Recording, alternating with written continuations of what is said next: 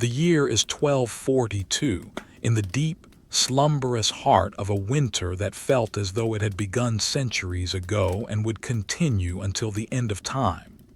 It is a season of heavy skies, of clouds the color of bruised iron and old slate, hanging low over the world like a thick woolen blanket.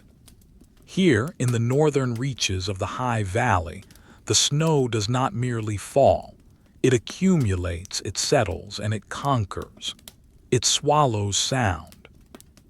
It softens the jagged edges of the stone keeps and the timber roofs until everything is rounded, hushed, and still. In the high tower room of the keep of Blackwood, the air was still. There was no wind to rattle the leaded glass of the narrow window, only the silent, relentless descent of white flakes, drifting down in a mesmerizing, endless curtain. Inside the room, the silence was almost a physical weight, a comforting, heavy presence that smelled of dried lavender, beeswax candles, and the lingering, sweet resin of pine logs burning in the hearth. Lady Elara stood by the heavy oak table, her hand resting on the rough, cool surface of a leather satchel. She was leaving. There was no urgency in her movement, no hurried stuffing of clothes into bags, no fearful glances toward the heavy wooden door.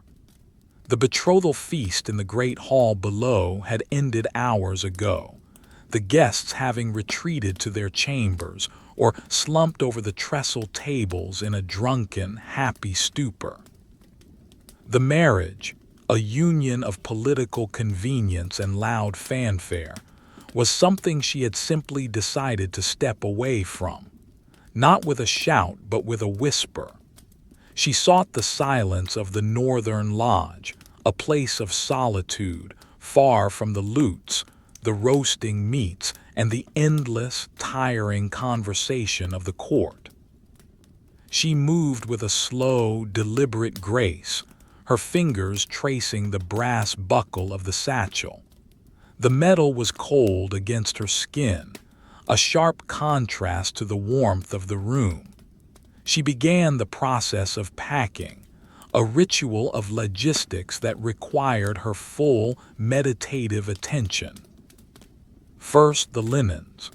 She walked to the large cedar chest at the foot of her four-poster bed. The hinges gave a low, groaning creak as she lifted the heavy lid, a sound that seemed to emphasize the quiet rather than break it. Inside lay stacks of folded tunics and undertunics, bleached white and smelling of cedar chips. She selected a shift of thick, unbleached linen. She held it up, inspecting the weave, the tiny, imperfect crosses of the thread, the nubby texture of the natural flax. She folded it once, smoothing the fabric with the palm of her hand, feeling the coarse yet soft resistance. She folded it again, pressing the air out, making it flat and dense. She placed it into the bottom of the leather satchel. Next, the wool. She selected a gown of deep forest green dyed with lichen and mordant. The wool was heavy, felted thick to repel the wind. It was soft to the touch, dense and warm. She ran her hand over the nap of the fabric, feeling the microscopic fibers, the retained warmth of the material. She folded the sleeves inward, aligning the seams with a geometric precision. Each fold was a small victory of order. She placed the green wool gown on top of the linen shift, pressing it down gently. She moved to the small alcove where her writing supplies were kept. If she were to spend the winter in the lodge, she would need to record the passing of the days. She picked up a stack of parchment, the skin smooth and cream-colored on one side, rougher and darker on the other. She rolled the parchment sheets tightly, listening to the dry crinkle of the material, a sound like dry leaves skittering over stone. She tied the roll with a piece of twine, the rough hemp fiber biting slightly into the paper. She placed the roll in the satchel. Next came the ink pot, a small vessel of dark glass with a cork stopper. She checked the seal, pressing her thumb against the cork to ensure it was tight. She wrapped the ink pot in a scrap of flannel cloth to protect it, winding the cloth around and around until it was a soft, shapeless bundle. This, too, went into the bag. She turned to the hearth. The fire was burning low, the logs reduced to glowing embers that pulsed with a rhythmic orange heat. On the mantel stood a pair of thick beeswax candles. She took them. They were cool and waxy, slightly sticky to the touch. She smelled them, the scent of honey and the hive, a smell of summer trapped in the dead of winter. She wrapped them in a piece of oiled leather. The room was dim, lit only by the dying fire and the gray, ambient light of the snow-reflected moon outside. Elara moved to the window one last time. Below, the courtyard was a pristine sheet of white. The well in the center was capped with a mushroom of snow. The stables across the yard were dark, save for a single lantern hanging by the door, a tiny pinprick of orange in a world of blue and gray. It was time. She picked up her cloak. It was a magnificent garment lined with the fur of silver foxes, heavy and enveloping. As she swung it over her shoulders, the weight of it settled on her like a hug. She fastened the clasp at her throat, a brooch of hammered iron in the shape of a winter leaf. The metal was cold against her neck for a second before her body heat warmed it. She pulled the hood up. The fur lining brushed against her cheeks, soft and ticklish. The world narrowed to the view from within the hood, a tunnel of warmth looking out. She lifted the satchel. It was heavy, a solid weight in her hand that grounded her. She walked to the door, the soles of her soft leather boots making no sound on the rush-covered floor. She opened the door. The corridor beyond was drafty, the air significantly cooler than her chamber. The stone walls were sweating with condensation, damp and glistening in the shadows. Elara began the descent. The spiral staircase was narrow, the stone steps worn smooth in the center by generations of feet. She took them slowly, one by one. Step, pause, Her hand trailed along the central stone pillar, feeling the grit of the mortar and the chill of the rock. Down, down, down. The air grew colder, smelling of damp earth and cold stone. There were no guards in this stairwell. It was the servants' passage, silent and empty at this hour. She reached the ground floor and exited through a side door into the courtyard. The cold hit her instantly, but it was not a biting cold. It was a crisp, clarifying cold. It cleaned the lungs. She took a deep breath, the air rushing and sharp and pure, tasting of ice and nothingness. The snow was falling straight down.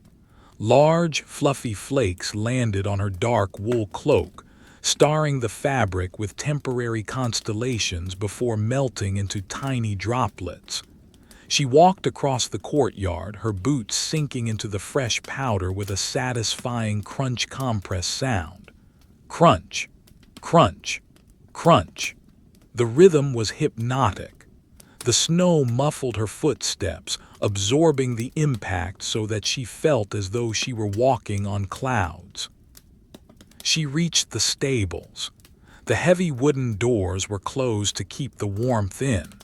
She lifted the latch, the iron cold and rough under her gloved hand, and pushed.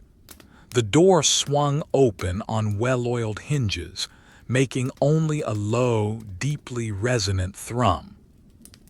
Inside, the air was thick and warm, smelling powerfully of sweet hay, oat straw, leather, and horses. It was a rich, organic smell, comforting and ancient. The stable was dimly lit by the single lantern. In the third stall, her horse, a large, shaggy-coated gray gelding named Miller, was dozing. Elara hung the lantern on a hook near the stall.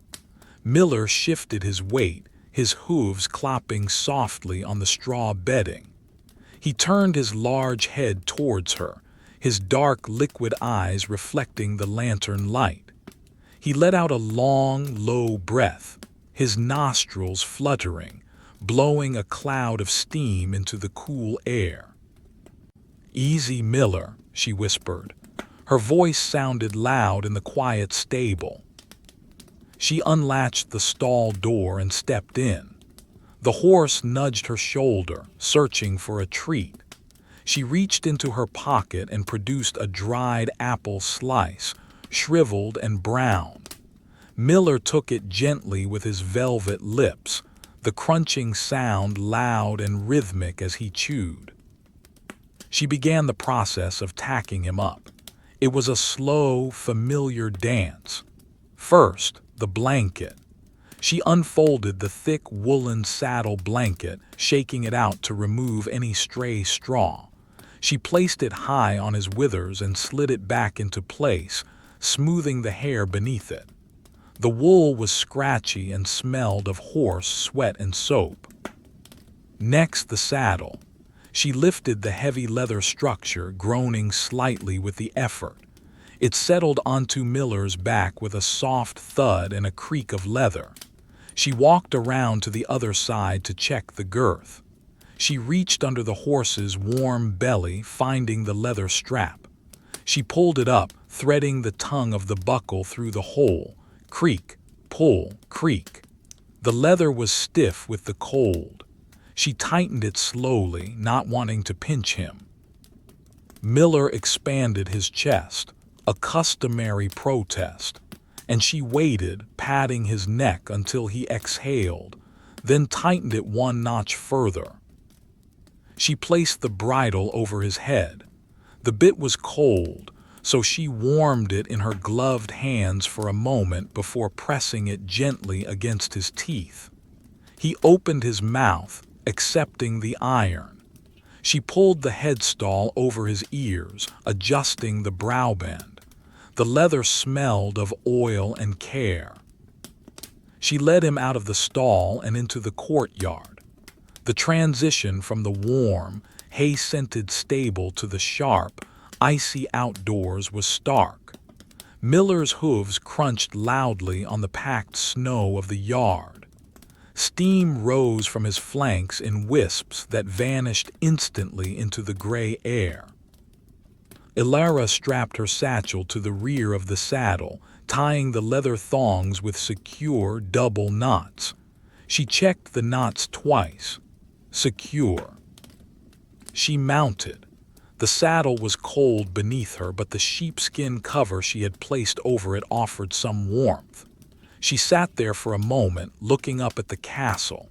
The keep of Blackwood loomed dark and silent against the night sky, its towers disappearing into the falling snow. There was no movement in the windows. No one had missed her. The marriage festivities would not resume until noon the next day.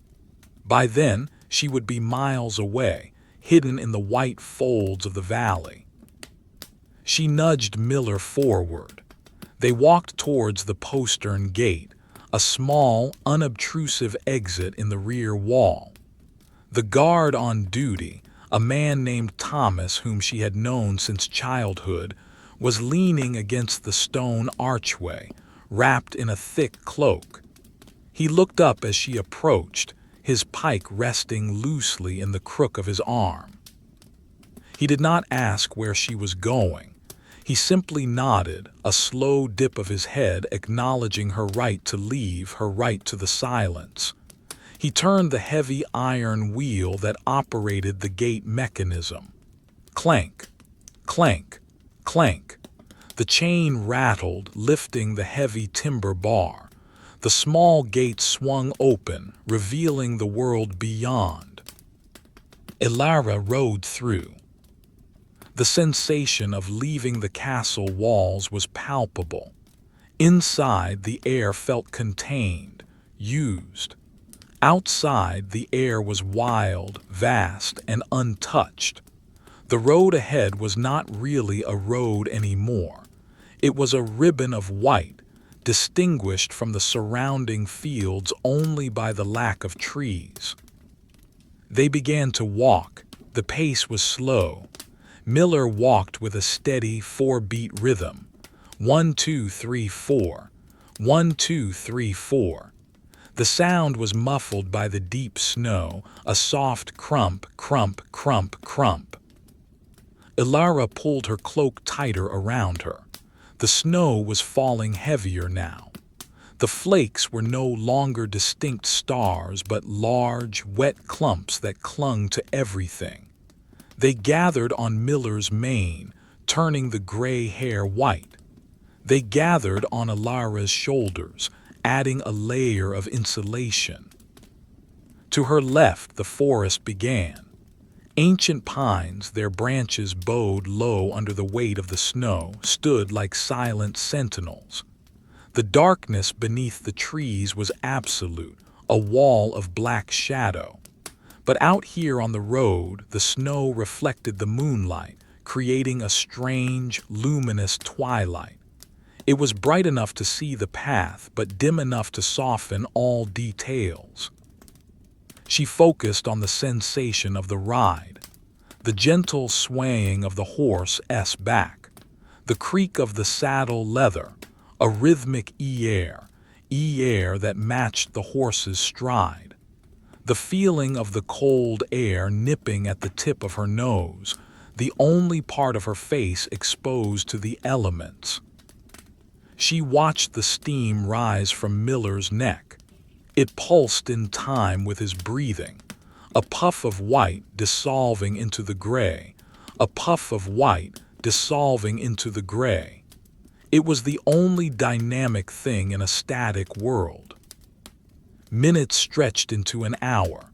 The castle fell far behind, swallowed by the curtain of snow. There was no horizon, only the gradient where the white earth met the gray sky.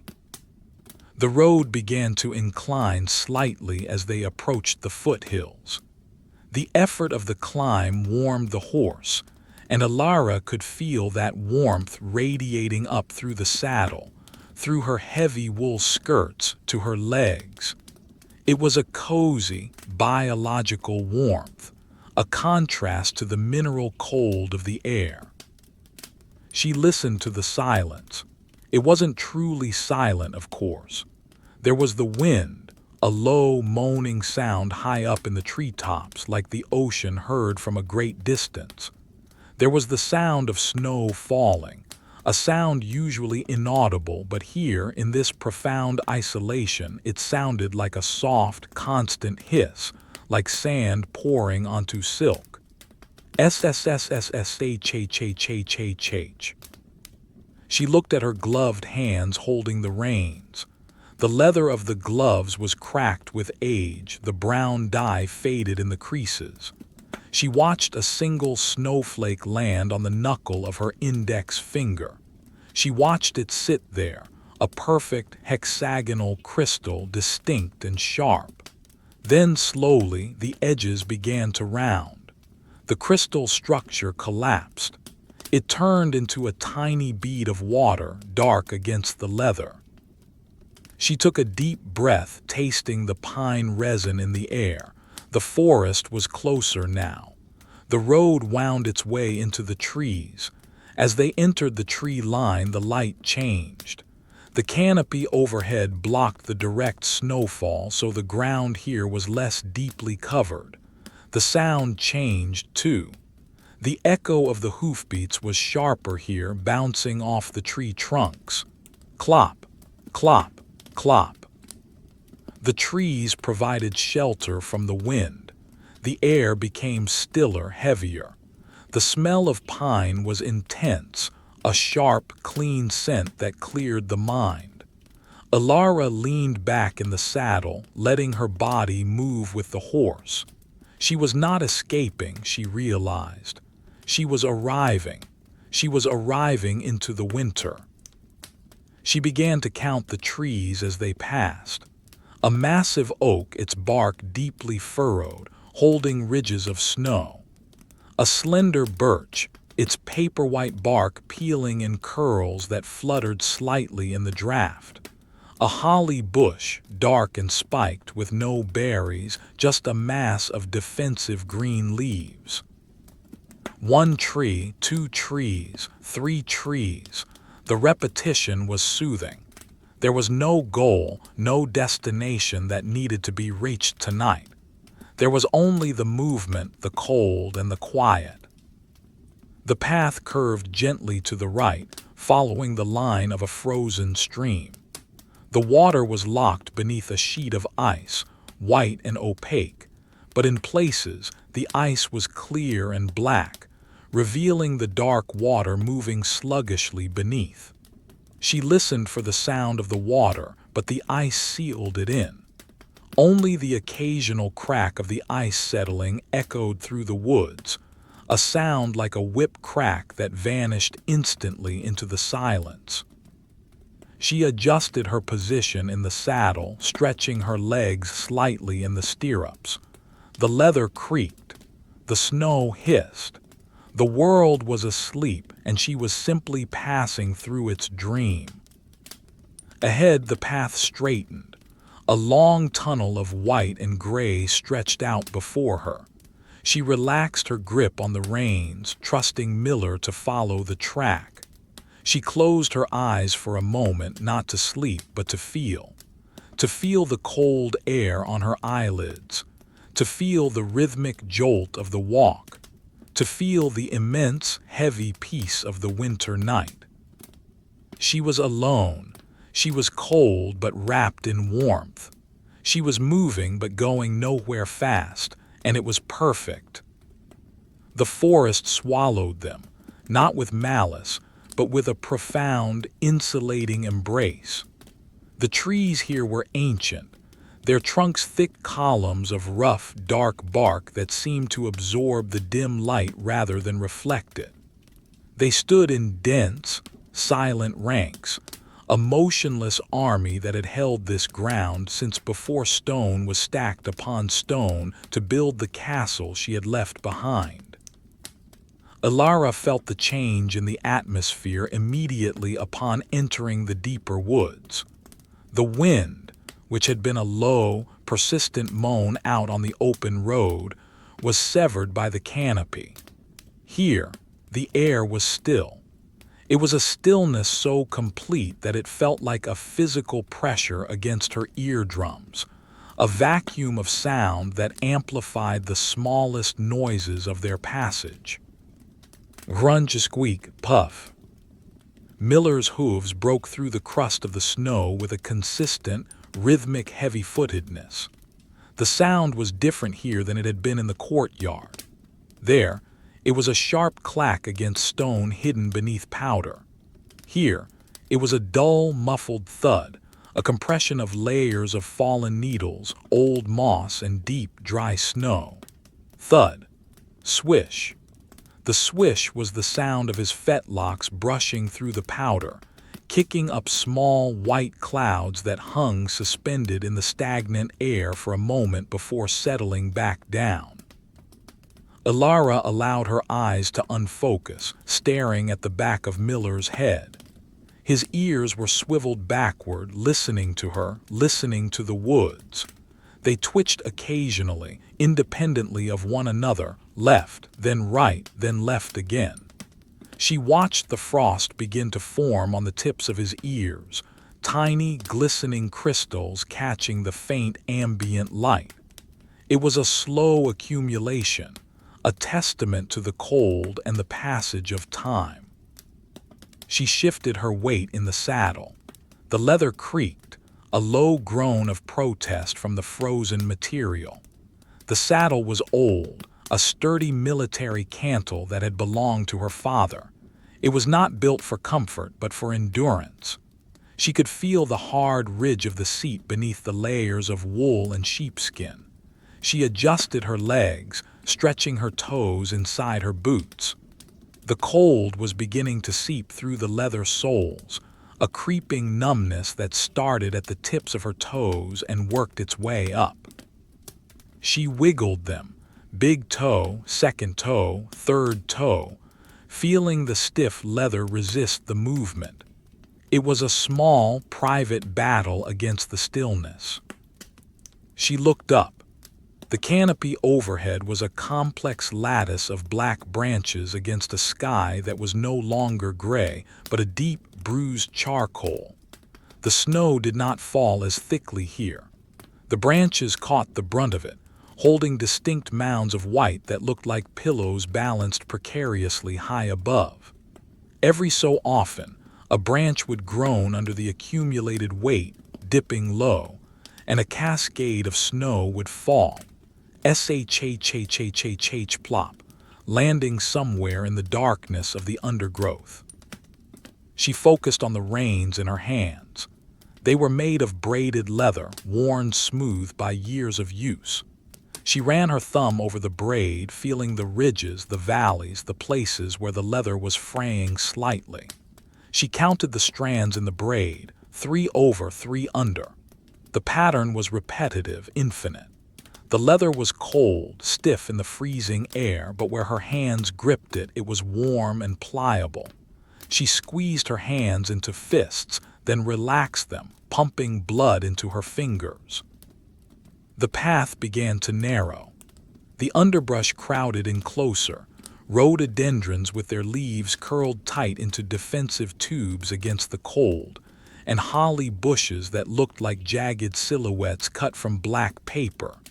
A branch of pine, heavy with snow, hung low over the trail.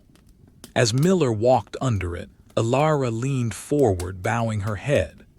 The pine needles brushed against her hood with a sound like a whisper, scritch-scratch, and a dusting of dry snow fell onto her shoulders.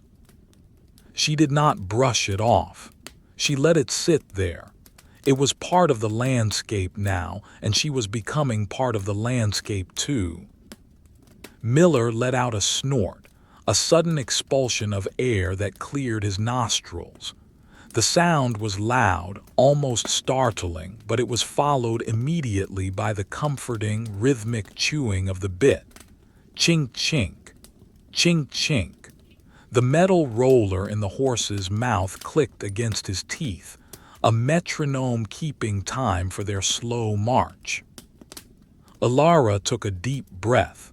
The air inside the forest smelled different than the air outside. Outside, it smelled of ice and distance. Here, it smelled of sleep.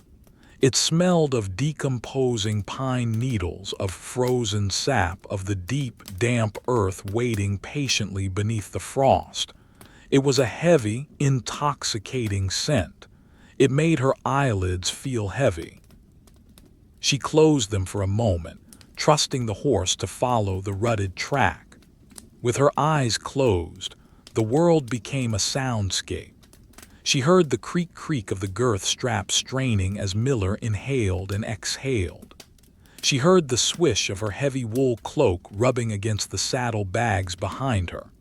She heard the faint, high-pitched whine of the cold air moving through the uppermost branches of the pines, a sound so distant it felt like a memory of wind rather than wind itself. She heard her own breathing, slow, steady, the sound of air passing through wool as she breathed into her scarf. She opened her eyes. The visual world returned, monochromatic and still. They were passing a large boulder on the right side of the path. It was a massive piece of granite, likely dropped by a glacier eons ago. It was capped with a perfect dome of snow, smooth and unblemished. The sides of the rock were sheer and dark, slick with a layer of clear ice that looked like varnish. Elara watched it pass. It took a long time. First the front edge, then the bulk of the stone, then the trailing edge. Miller's pace did not waver. He did not care about the rock. He cared only about the next step. Elara reached down with her right hand and patted the horse's shoulder. The winter coat was thick like a plush carpet. Her gloved hand sank into the fur. It was warm, a living warmth that radiated up through her palm. She could feel the muscle moving beneath the skin, the scapula sliding back and forth with every step. Slide, slide, slide. The mechanics of the animal were perfect, efficient, silent. She checked the satchel tied behind her again.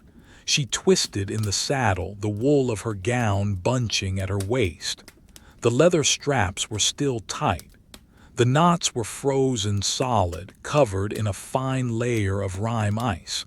They would not come undone. The contents, the linen, the wool, the ink, the parchment were safe.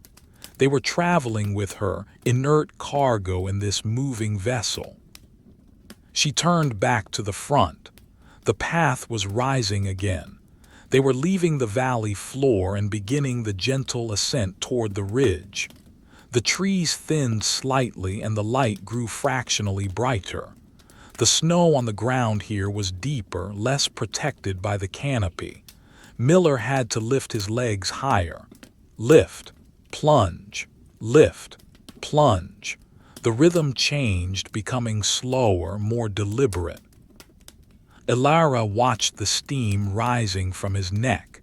It was thicker now, more persistent. It curled around her boots, warming the leather for a split second before dissipating. She felt a kinship with the horse. They were two warm bodies moving through a world of cold. They were a single unit, a centaur of wool and fur and leather. She found herself counting again. Not trees this time, but breaths. Inhale. 1, 2, 3. Hold. 1, 2. Exhale. 1, 2, 3, 4.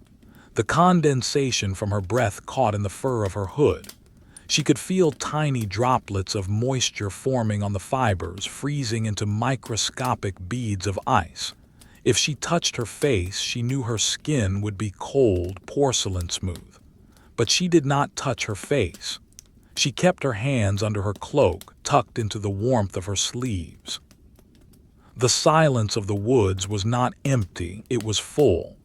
It was full of the absence of things, the absence of shouting, the absence of lutes, the absence of clattering plates, the absence of expectations.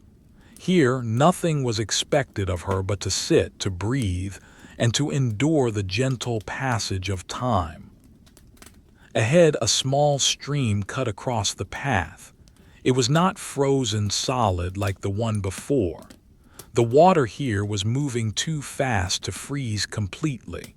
It was a black ribbon cutting through the white snow, murmuring quietly to itself. Burble, gurgle, hiss. The sound of the water was mesmerizing. It was the sound of liquid glass moving over smooth stones. Miller stopped at the edge of the water. He lowered his head, the reins sliding through Elara's loose grip. He sniffed the water, blowing a puff of air that rippled the surface. Then he drank, slurp, slurp, swallow. The sound was loud in the quiet night. Elara watched his throat muscles work, the rhythmic gulping of the icy water. She waited. She did not rush him. She looked at the water flowing over a mossy rock. The moss was green, a vivid, shocking emerald color in this world of grays. It was encased in clear ice, preserved like a jewel in a display case. She studied the pattern of the moss, the tiny fronds, the density of the clump.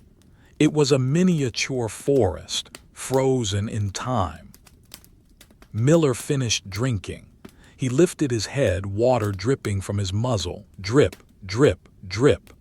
The drops hit the surface of the stream with tiny plink sounds. He shook his head, his ears flapping, the bridle rattling. Then, without a command, he stepped into the water, splash. The water was shallow, barely covering his hooves. He walked across the stones, finding his footing carefully. Clack, splash, clack. Then he stepped up onto the snowy bank on the other side. Crunch. They continued. The ascent grew steeper. The trees changed again. The massive oaks and broad pines gave way to slender firs, their branches pointing downward like arrows. The air grew thinner, sharper. Elara could feel the cold biting a little harder now. She pulled her cloak tighter, rearranging the folds to ensure no draft could enter.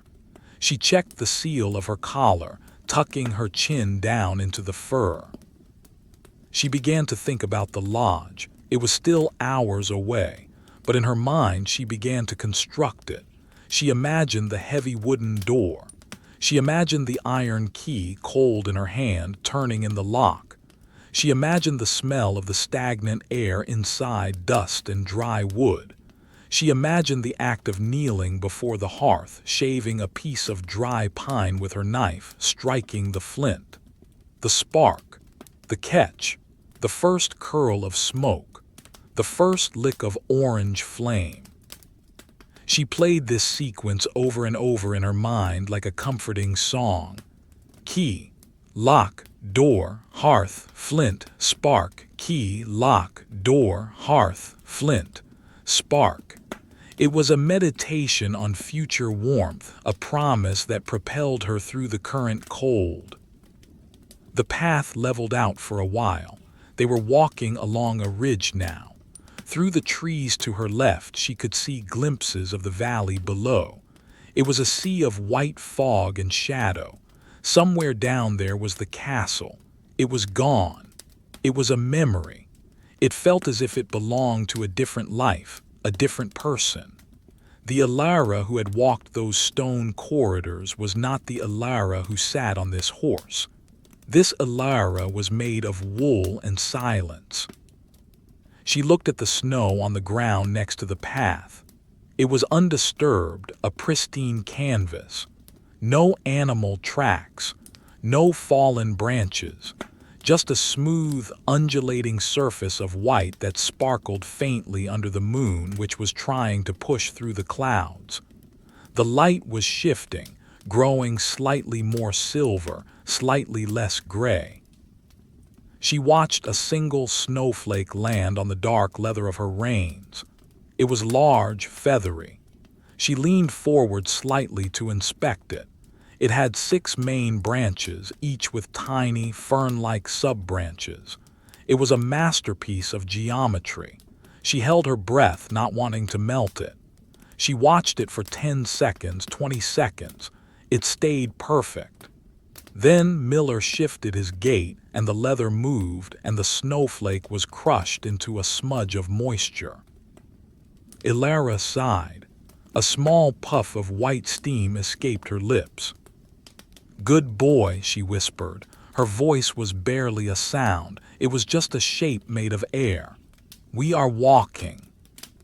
Miller flicked an ear back. He knew.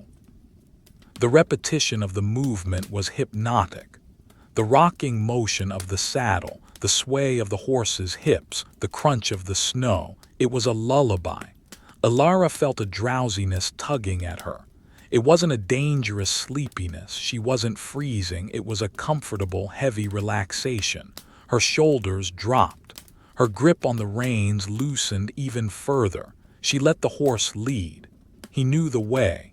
He had been to the lodge in summers past. He knew the footing. She focused on the texture of the air. It felt thick, as if she were swimming through a very thin liquid rather than moving through gas. It provided resistance. It carried the cold against her skin like a physical touch. She looked at the trees passing by. A fir tree with a broken branch, a fir tree with a double trunk, a fir tree with a large clump of snow near the top, a fir tree that looked exactly like the one before it, a fir tree, a fir tree. The monotony was delicious. It washed over her, smoothing out the jagged edges of her thoughts. There was no room for worry here. There was only room for observation. She noticed a small detail on the saddle horn, a scratch in the leather shaped like a crescent moon. She traced it with her gloved finger. It was rough to the touch. She wondered how it had gotten there. A branch, a buckle. It didn't matter, it was just a texture. She rubbed her thumb over it back and forth. Rub, rub, rub. The friction created a tiny spot of heat. The night deepened. The darkness in the woods was absolute, yet her eyes had adjusted completely. She could see the varying shades of black and gray, the black of the tree trunks, the charcoal of the shadows, the slate of the sky, the pearl gray of the snow. It was a world without color, and it was beautiful in its simplicity. They approached a bend in the trail. A large snowdrift had formed on the windward side, curving like a frozen wave. The wind had sculpted the snow into sharp ridges and smooth valleys. It looked like marble. Miller steered wide of it, his hooves sinking deeper into the soft snow on the edge of the path. Flump, flump, flump. The snow reached his fetlocks, then his cannons. He lifted his legs with exaggerated high steps, bowing his head with the effort. Elara leaned forward to help him, shifting her center of gravity. She could hear his breathing increase slightly. Huff, huff. But he did not stop. He was a machine of muscle and bone built for this. They cleared the drift and returned to the firmer footing of the center track. Miller slowed to his regular walk. The rhythm returned. 1, 2, 3, 4. 1, 2, 3, 4. Elara settled back.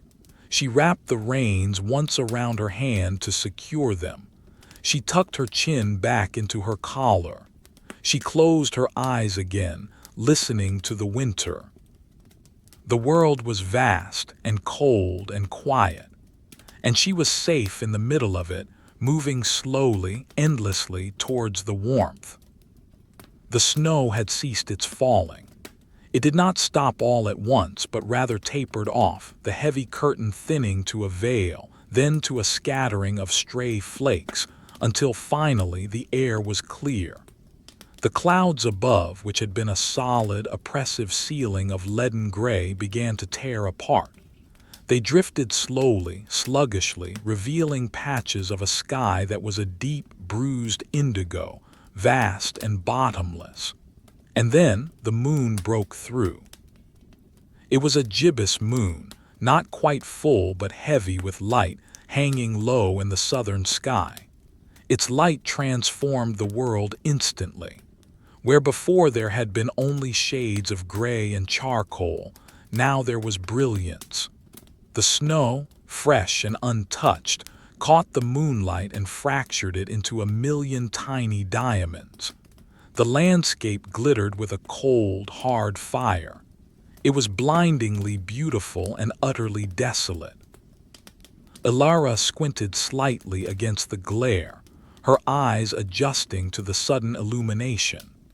The path had led them out of the dense fir forest and into the stone field, a rugged expanse of high ground where the earth's bones jutted through the skin of the soil. Here, massive granite boulders lay scattered like the discarded toys of giants, their rounded shoulders capped with pristine domes of white. The wind, no longer broken by the trees, found them here. It was not a gale, but a steady, pressing current of air that carried the scent of ancient ice and dry rock. Miller's hooves struck a different rhythm now. Beneath the snow lay bedrock, clack, scuff, clack, scuff. The sound was sharper, more brittle than the muffled thud of the forest floor. It echoed off the nearby stones, creating a ghostly doubling of their passage. Clack, clack, scuff, scuff. Elara felt the change in temperature. The clearing of the sky had allowed the heat of the earth to escape, and the mercury was dropping. She could feel the cold pressing against the layers of her clothing, seeking any weakness, any gap in the wool and fur. She huddled deeper into her cloak, pulling the edges across her chest until they overlapped completely. The silver fox fur of her hood was frosted now, the guard hairs stiff with rime. When she turned her head, the frozen fur brushed against her cheek with a sound like dry grass. Scritch, scratch. She looked down at her hands. Her gloves, thick leather gauntlets lined with rabbit fur, were dusted with fine crystals.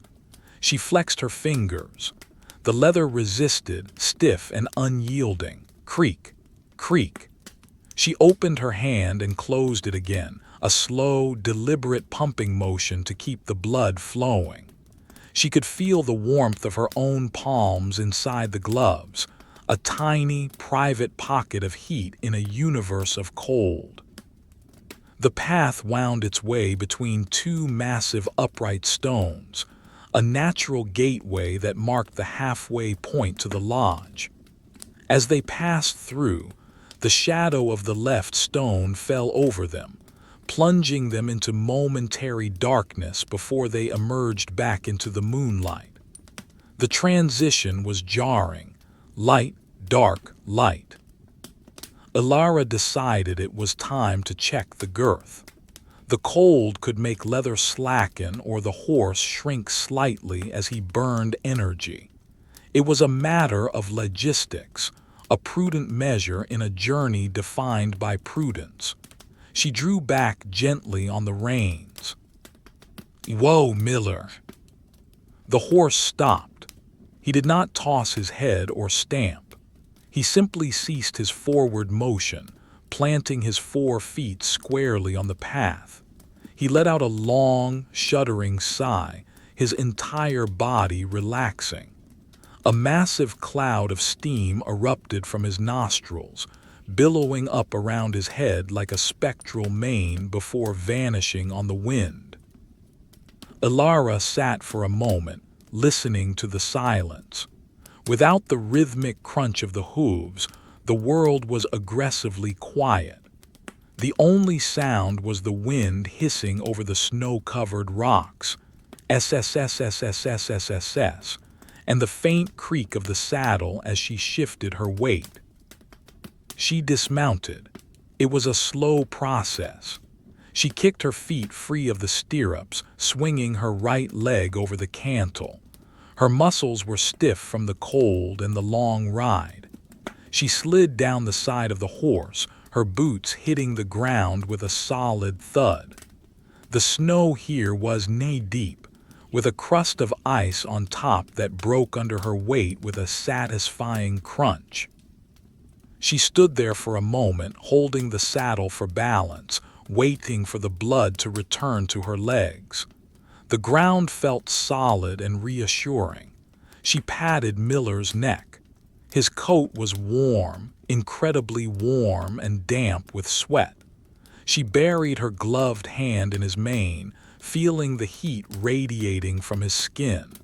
It was a furnace of life. She moved to his side, her boots dragging through the snow. Swish, crunch, swish, crunch. She reached under his belly, feeling for the girth strap. The leather was cold and hard like wood. She ran her fingers along the edge, checking for any rubs or pinches. Miller's skin twitched reflexively, a ripple of muscle rolling down his flank. "Easy," she murmured. The girth was loose as she had suspected. She grasped the billet strap, the leather stiff and uncooperative. She pulled up, creak. The metal tongue of the buckle scraped against the leather. She managed to get it one hole tighter. She tugged it again, using her body weight, leaning back into the pull. Creak, snap. It settled into the next hole, secure. She walked around to the front of the horse. She adjusted the bridle, checking the bit. It was sitting comfortably. Miller nuzzled her chest, his velvet nose bumping against her cloak. He was looking for another apple. Elara smiled, her face stiff. She reached into her satchel, fumbling with the frozen knot for a moment before prying the flap open. She found a dried apple slice, the fruit shriveled and brown, smelling of late autumn. She held it out on her flat palm. Miller took it with a delicate precision, his lips whiskering her glove. Crunch, crunch, slurp. The sound of his chewing was loud, wet, and enthusiastic. While he chewed, she reached for her own flask. It was a curved vessel of hammered tin, wrapped in felt to keep the contents from freezing. She unscrewed the cap. Scrape, scrape, scrape. The metal threads were gritty with ice. She lifted it to her lips. The water was incredibly cold. It tasted of metal and snow. It hit the back of her throat with a shock, a liquid icicle sliding down into her stomach. She took one swallow, 2 swallows. She could feel the path of the water as it cooled her core. It was refreshing, waking her up, sharpening her senses. She wiped her mouth with the back of her glove and screwed the cap back on. Scrape, scrape, tighten. She placed the flask back in the saddlebag and retied the leather thong.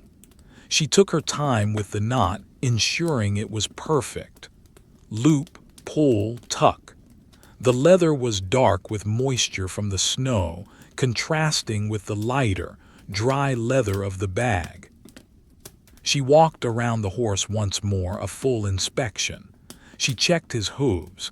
She lifted the near foreleg. It was heavy. She inspected the shoe. The iron was cold, packed with a ball of hard snow. She took a small hoof pick from her belt and worked the snow loose. Chip, chip, scrape.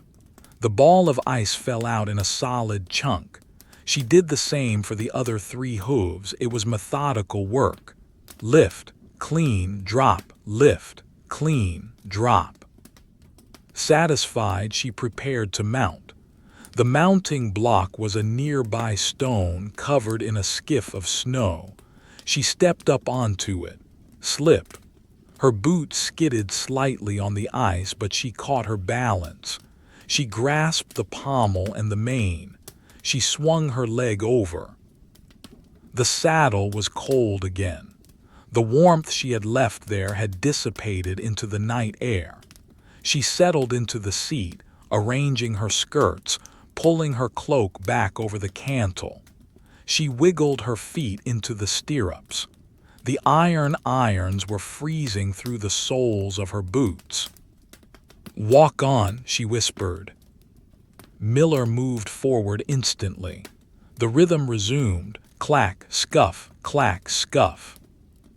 They left the stone field and began to climb a long, gentle slope that led toward the high pass. The vegetation changed again.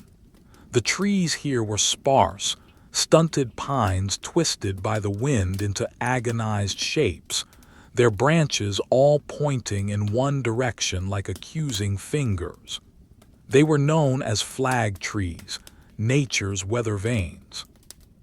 The moonlight on the snow was so bright now that Elara could see the individual textures of the drifts. To her right, the snow was rippled like a frozen sea, tiny dunes carved by the wind. To her left, it was smooth and hard, a sheet of white marble. She watched the shadow of the horse and herself moving across this surface. The shadow was long, stretched out by the angle of the moon. It looked like a caricature, a spindly, spider-legged creature moving silently over the earth. She watched the shadow's legs move. Front right, back left, front left, back right. The coordination was flawless. She began to focus on the sound of the wind in her own hood. It was a low, rushing sound like holding a seashell to one's ear. Whoosh, whoosh. It changed pitch slightly as she turned her head. If she looked directly into the wind, it roared. If she turned away, it murmured. She played with this, turning her head slowly from side to side. Roar, murmur, roar, murmur. She looked up at the stars. The sky was awash with them. Without the interference of the castle lights or the torches of villages, the heavens were a dense, crowded tapestry. She saw the hunter, his belt 3 bright studs in a row. She saw the great bear prowling low on the horizon. The stars didn't twinkle, they burned with a steady, piercing light. They looked sharp as if they could cut the sky. She tried to count them in a small patch of sky between 2 branches of a dead tree. 1, 2, 3, 4, 5. A tiny cluster of 3, 8, 9. It was impossible. Her eyes watered from the cold and the staring. She blinked and the tears felt hot on her lashes for a second before turning cold. She lowered her gaze back to the horse's ears. They were the compass of her journey. They pointed forward, always forward. The air grew thinner as they climbed. Elara found herself breathing deeper, her chest expanding against the restriction of her bodice. The air was dry, devoid of humidity. It dried her throat. She swallowed, her throat clicking audibly in the silence.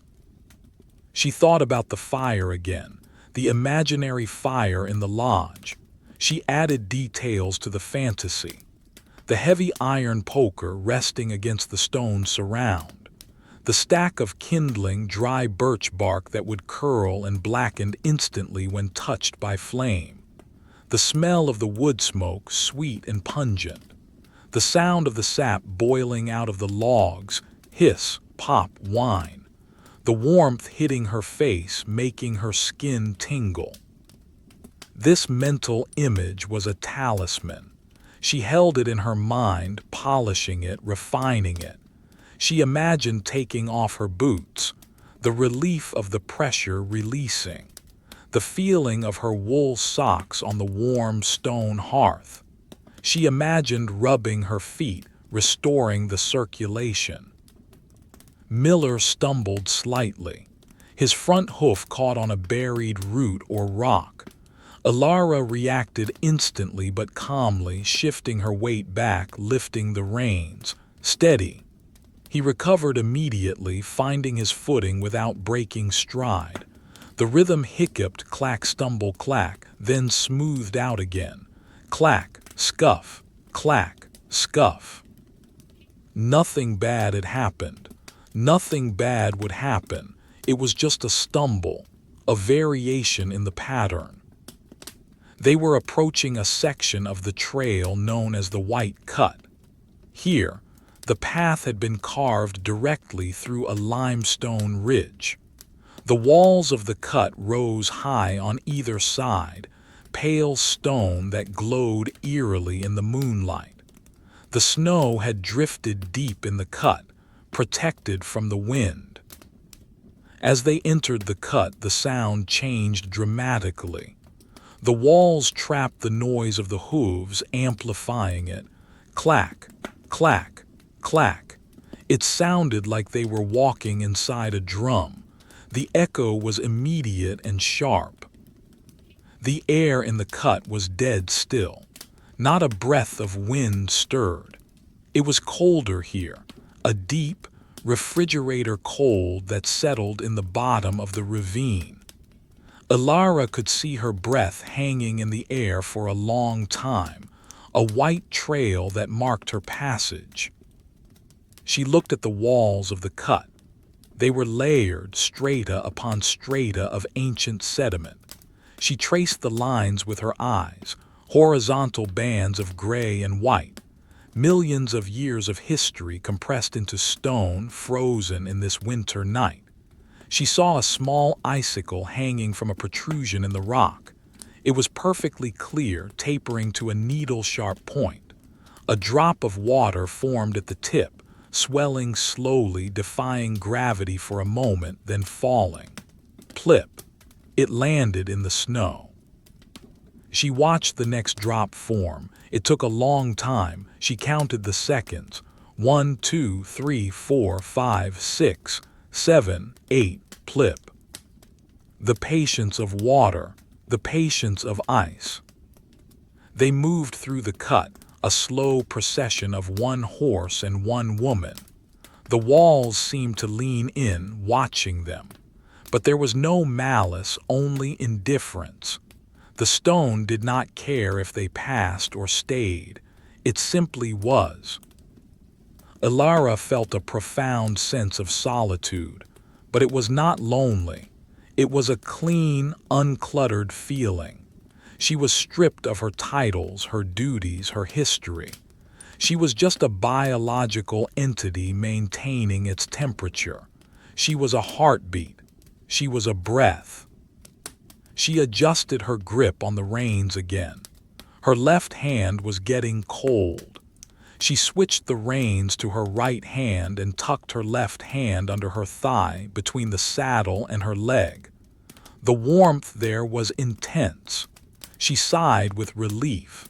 She wiggled her fingers in the warmth, feeling the blood return with a prickly sensation. She kept her hand there for 100 strides, 100, then she switched. Left hand on reins, right hand under thigh, 100. It was a system, a cycle, a way to pass the time. The end of the white cut approached. The walls lowered, sloping down to meet the rising ground. The view opened up again. They were high now, very high. The valley floor was a distant memory, a pool of blackness far below. Ahead, the peaks of the mountains stood stark and white against the stars. The wind returned, welcoming them back to the open ridge. It ruffled Miller's mane and tugged at Elara's hood. She tightened her cloak again. Onward, she whispered to the wind. And the wind took her word and carried it away, scattering the sound over the miles of empty snow, until it was nothing but a vibration in the cold, dark air. The moon, now high and bright, cast a silver sheen over the landscape as the trail leveled out onto the high plateau. Here, the world seemed to hold its breath. The jagged peaks that had loomed above them were now distant sentinels, their sharp edges softened by the distance and the strange, flat light. The plateau itself was a vast, undulating expanse of white, broken only by the occasional stunted juniper bush or a lonely, wind-scoured rock. Elara felt the shift in the air pressure in her ears, a small pop that signaled the altitude. The air here was thin, crisp, and incredibly dry. It tasted of nothing but cold stone and ancient ice. Each breath she took felt sharp in her lungs, a clean, biting sensation that was both invigorating and exhausting. She adjusted her posture in the saddle. The long hours of riding had settled into a dull ache in her lower back, a familiar, rhythmic discomfort that she acknowledged but did not dwell upon. She shifted her weight slightly to the left, then to the right, letting the movement ripple through her spine. The leather of the saddle creaked in sympathy, a sound that was swallowed instantly by the vast silence of the plateau. Miller, too, seemed to sense the change in terrain. His stride lengthened, becoming a smooth, ground-eating walk. Clop, swish, clop, swish. His hooves cut through the dry, powdery snow with a soft, persistent hiss. Occasionally, a hoof would strike a patch of hidden ice, resulting in a sharp scritch sound that echoed briefly before dying away. Elara let her gaze drift to the horizon. To the north, a bank of low clouds was beginning to form, a dark smudge against the star-strewn sky. It moved slowly, sluggishly, like a heavy bruise spreading across skin. She watched it for a long time, measuring its progress against a distant peak. It was moving, but slowly. There was no immediate threat, only the promise of more snow later in the night. She focused on the immediate surroundings. The snow here was wind-sculpted into intricate patterns, tiny ripples like frozen waves on a beach, sharp ridges that cast long, blue shadows, and smooth, polished hollows where the wind had scoured the surface clean. She watched the shadow of Miller's legs moving across these textures. The shadow was crisp and black, a perfect silhouette that danced silently over the white ground. Step, shadow lengthens, step, shadow shortens.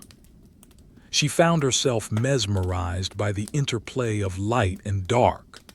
A small drift to her right caught her eye. It was shaped like a sleeping animal, curled in on itself.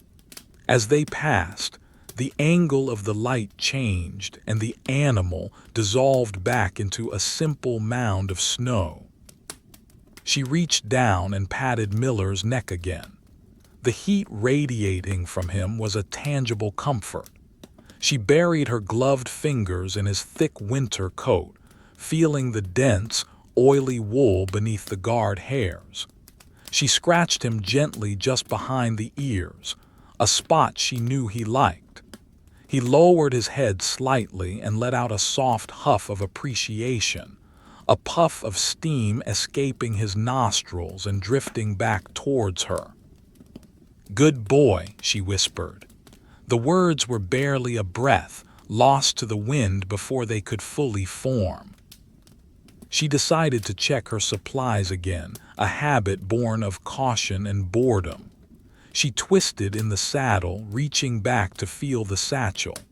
The leather was cold and stiff, frozen into the shape of its contents.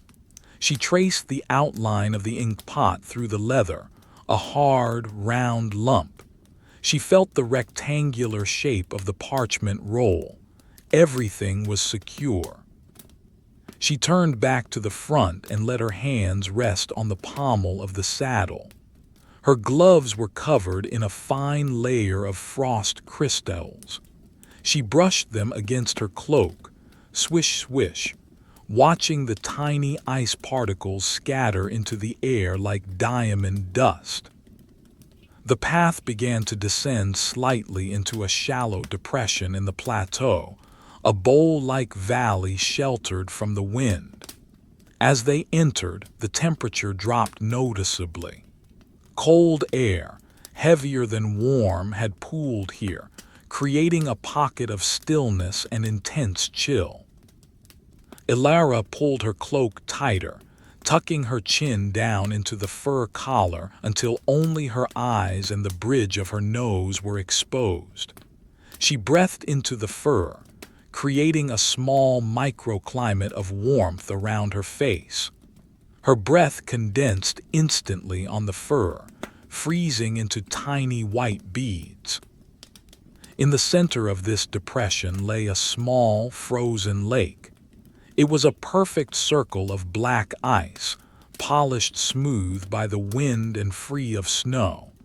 It looked like a dark eye staring up at the moon. As Miller approached the edge, he slowed, his hooves making a tentative tap-tap on the rocky shore. Elara looked at the ice. It was thick, solid, but she knew better than to cross it. The path skirted the edge, keeping to the frozen earth. She watched the reflection of the moon on the black surface. It was a perfect, unwavering disk of light trapped in the ice. As they walked along the shoreline, the silence was absolute. There was no wind here to rustle the few dry reeds that poked through the ice. There were no birds, no insects, no animals. Just the two of them moving through a frozen painting. She heard a sound then, a deep, resonant boom from the lake. It was the ice shifting, expanding as the temperature dropped further.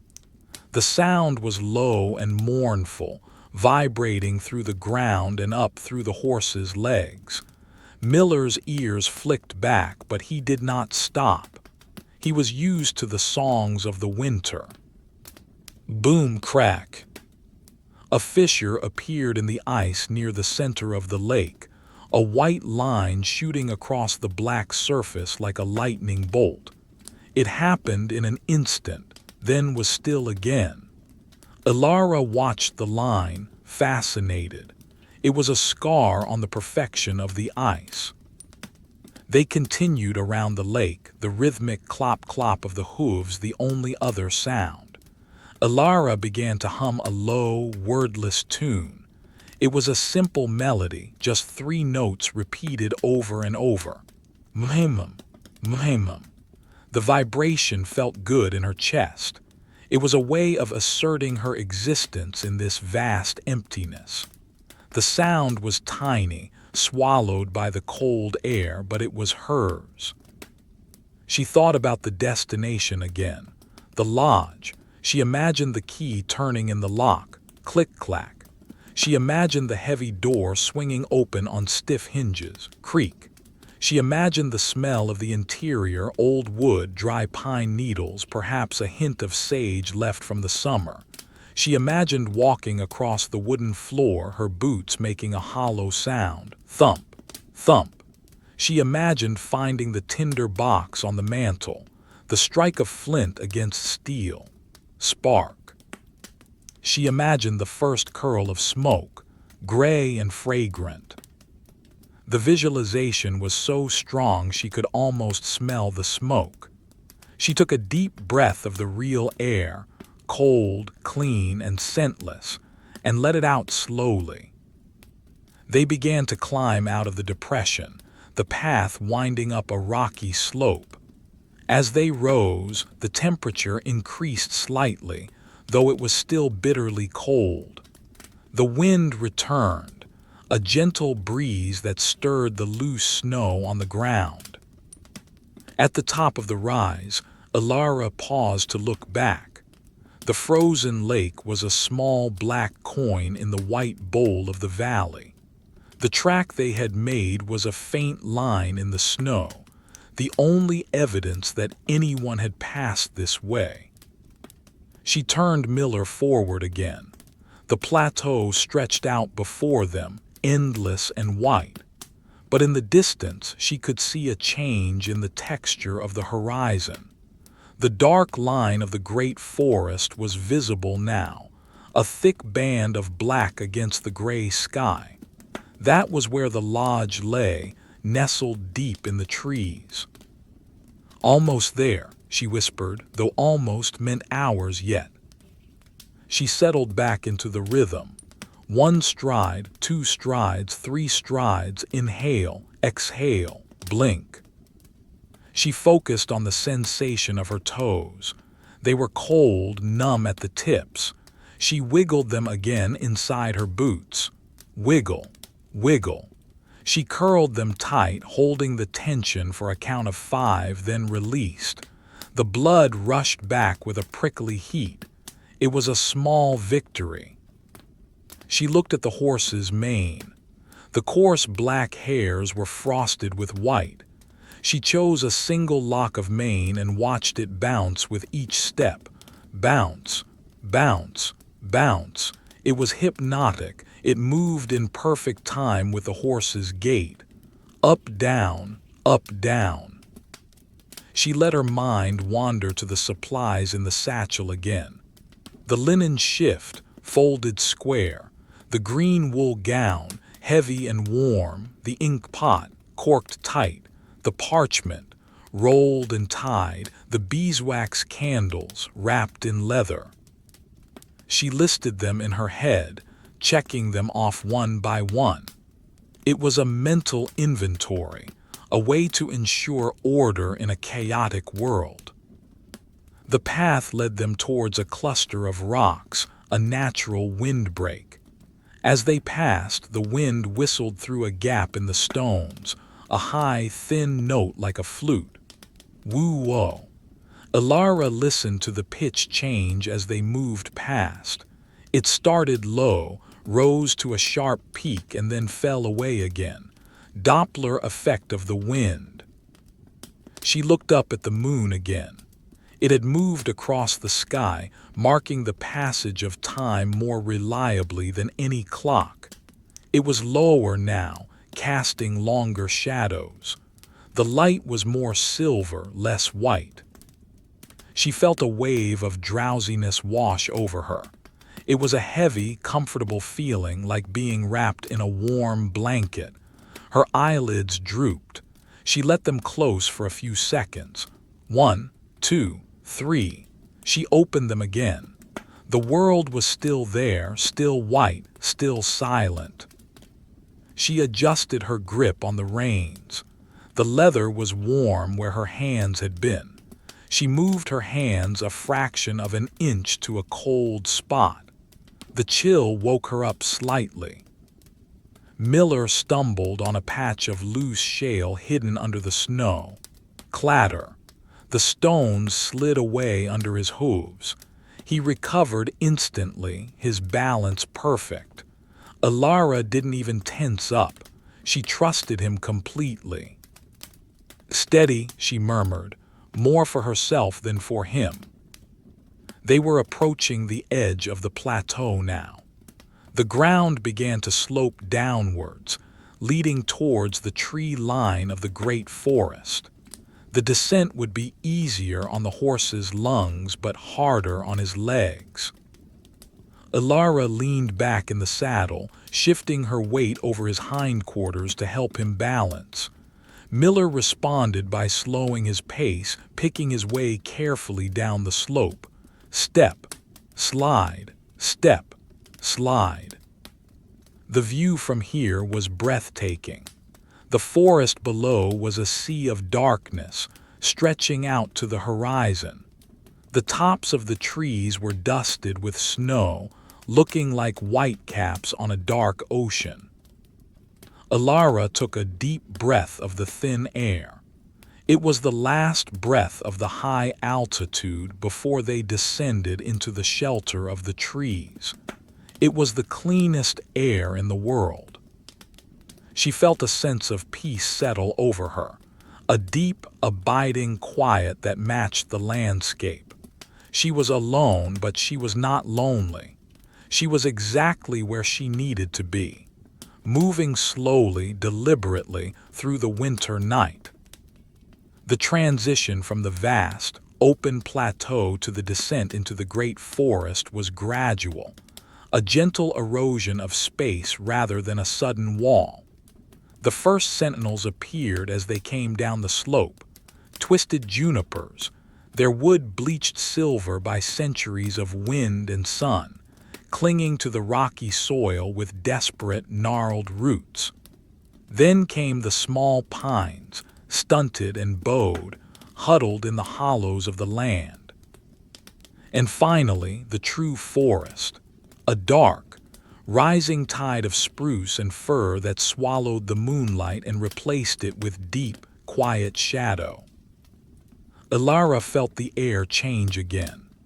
As they dropped in elevation, the thin, biting chill of the high altitude softened into a damp, heavy cold. It was the cold of still air, of moisture trapped between needles, of snow that had fallen weeks ago and settled into a permanent, icy architecture. The path here was narrow, a deer track widened only slightly by the occasional passage of a woodcutter or a ranger. It zigzagged down the steep incline, switching back on itself to ease the grade. Miller navigated it with the slow, deliberate care of a creature who knew the cost of a misstep. Crunch, shift, crunch. His hindquarters dipped as he took the weight, his front hooves probing the snow for solid purchase before committing. Elara leaned back in the saddle, her stirrups thrust forward, her body acting as a counterweight. She gripped the reins loosely, letting the horse find his head. Her eyes scanned the path ahead, watching the play of shadows. The moonlight filtered through the canopy in fragmented beams, creating a dappled pattern on the snow, pools of brilliant silver amidst lakes of ink-black darkness. As they descended, the silence deepened. The wind, which had been a constant companion on the plateau, was gone. In its place was a stillness so profound it felt like a pressure against the ears. The only sounds were the ones they made themselves: the creak of the saddle leather, the soft huff of Miller's breath, and the muffled thud of hooves on the snow-packed trail. Elara found herself listening to the texture of the snow. Up on the plateau, it had been dry and powdery, whispering like sand. Here, in the shelter of the trees, it was denser, heavier. It made a distinctive scrunch sound, like compressing a handful of starch. Scrunch, scrunch, scrunch. It was a satisfying, domestic sound, reminiscent of someone kneading dough in a quiet kitchen.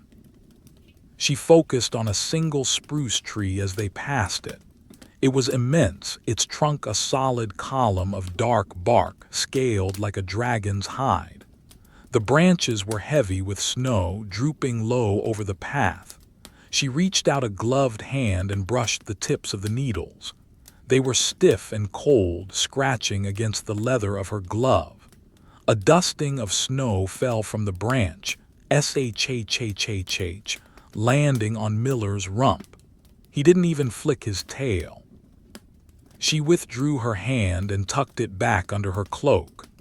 The movement had let a small draft of cold air inside, and she shivered, a quick ripple of muscle tension that traveled from her shoulders to her spine.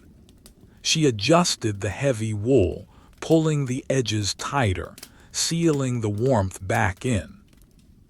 The descent continued. The trees grew taller, straighter.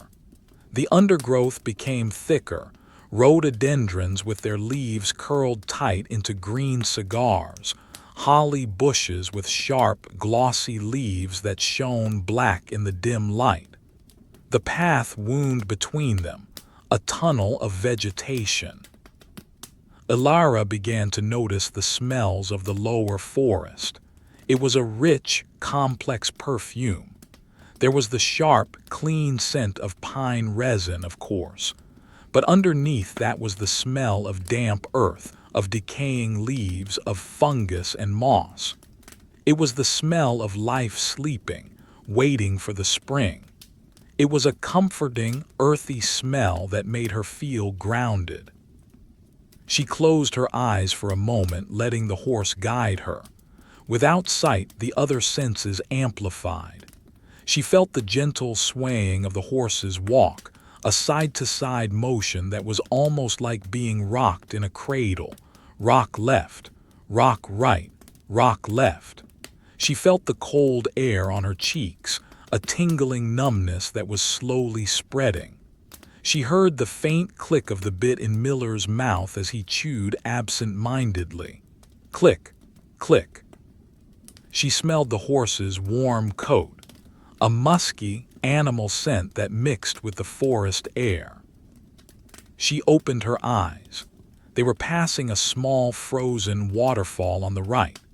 A seep of water from the rocks above had frozen into a cascading curtain of ice. It looked like a sculpture of glass, rippled, distorted, and beautiful. The moonlight caught the edges of the icicles, making them glow with a faint blue light. Elara stared at it, mesmerized. It looked static, but she knew that somewhere deep inside, water was still trickling, feeding the ice, growing it molecule by molecule. Miller slowed his pace as the path grew steeper for a short section. He placed his feet with exaggerated care. Step, test, step, test. Elara held her breath, her body tense, helping him balance. They navigated a sharp turn around a large boulder, the saddle groaning as the horse bent his body around the curve. Then the path leveled out again, and she exhaled, a long plume of white steam escaping into the night. "Good lad," she whispered. The sound of her voice was startlingly loud in the quiet woods. It seemed to hang in the air for a moment before being absorbed by the snow. She thought about the satchel again. The ink pot, the parchment, the candles. She imagined setting them out on the table in the lodge. The table would be heavy oak scarred by years of use. She would place the ink pot on the right. She would unroll the parchment and weigh it down with 2 smooth stones she kept there for that purpose. She would light the candles. The flame would catch the wick, sputter for a second, then bloom into a steady, teardrop-shaped light. The smell of beeswax would fill the small room. The visualization was a comfort. It was a promise of order and light at the end of this dark journey. A small owl, silent as a ghost, swooped down from a branch ahead of them. It was a blur of white and gray, its wings making no sound as it cut through the air. It landed on a lower branch, swiveled its head to watch them pass, and then was gone again into the darkness. Elara watched it go. It was the only other living thing she had seen in hours. The path crossed a small wooden bridge over a ravine. The bridge was old, made of rough-hewn timbers that were gray with age and lichen. It was covered in a thick layer of snow. Miller stepped onto it cautiously. Thump, creak. The wood groaned under his weight. Elara looked down into the ravine. It was a black void, the bottom lost in shadow. She could hear the faint sound of water running deep below, a distant murmur. Thump, thump, thump, they crossed the bridge. The sound of the hooves on the wood was hollow, resonant. Then they were back on the snow-packed earth. Crunch. The forest began to change again.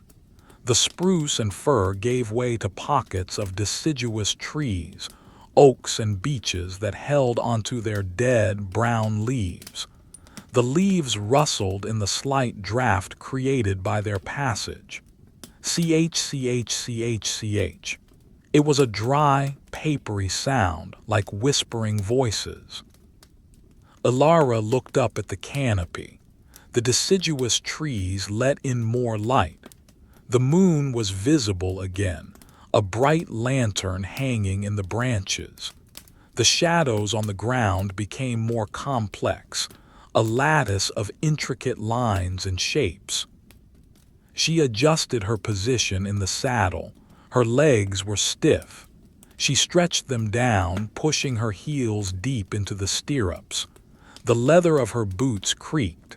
She rotated her ankles, clockwise, counterclockwise. She felt the blood moving. She checked the time by the position of the moon. It was well past midnight. The darkest part of the night was approaching. The cold would be at its deepest soon. She reached for her flask again. She needed the hydration. She unscrewed the cap, the metal cold and biting against her fingers. She took a sip. The water was freezing, but it tasted clean. She swallowed. She could feel it hit her stomach. She recapped the flask and put it away. Miller's pace was steady, unflagging. He was a machine built of muscle and bone, fueled by oats and hay. He didn't question the journey. He simply walked. Left 4, right hind, right 4, left hind. The sequence was immutable. Elara found herself counting the rhythm again. 1, 2, 3, 4. 1, 2, 3, 4. It was a mantra, a way to disconnect the mind from the cold and the fatigue. They passed a fallen tree, a massive giant that had come down in a storm years ago. It lay parallel to the path, covered in a shroud of moss and snow. It looked like a sleeping dragon. Elara watched the moss. It was vivid green even in the moonlight, a bright spot of color in the monochrome world. She thought about the warmth of the lodge again. She imagined the bed, a simple wooden frame with a mattress of straw tick. She imagined the pile of furs, bear, wolf, sheepskin.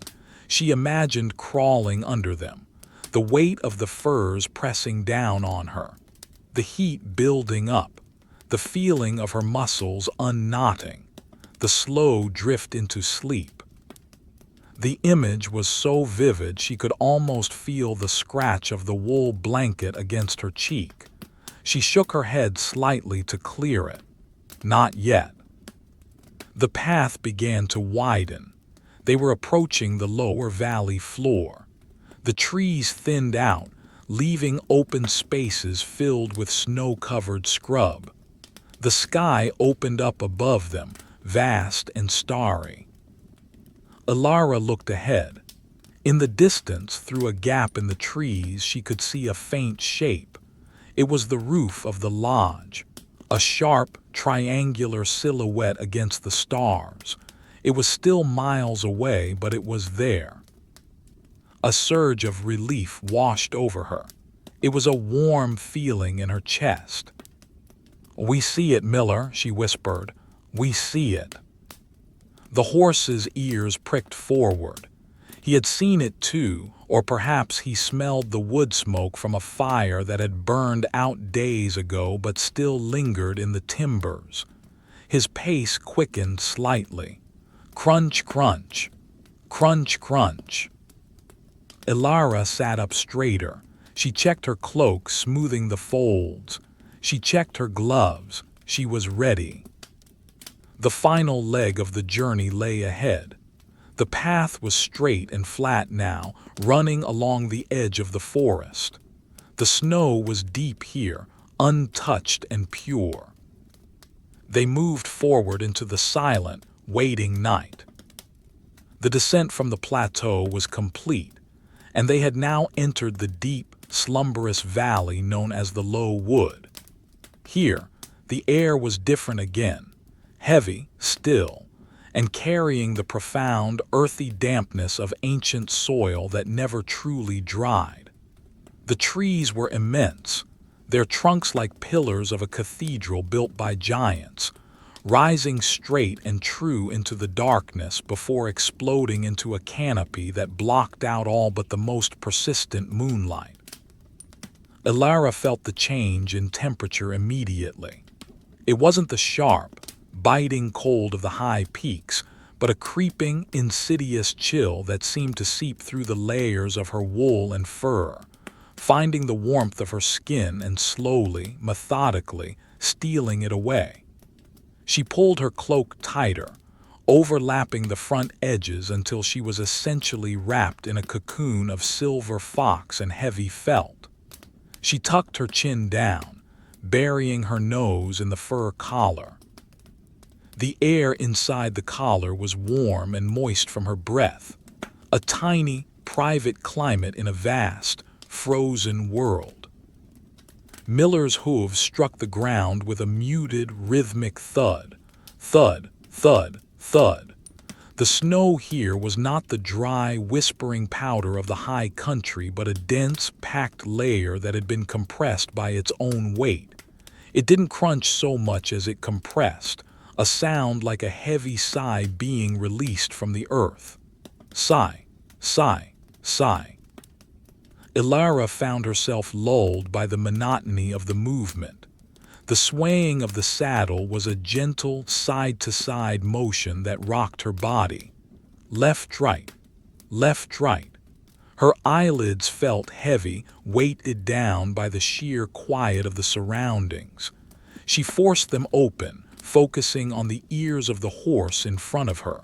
They were her compass, her clock, her anchor to reality.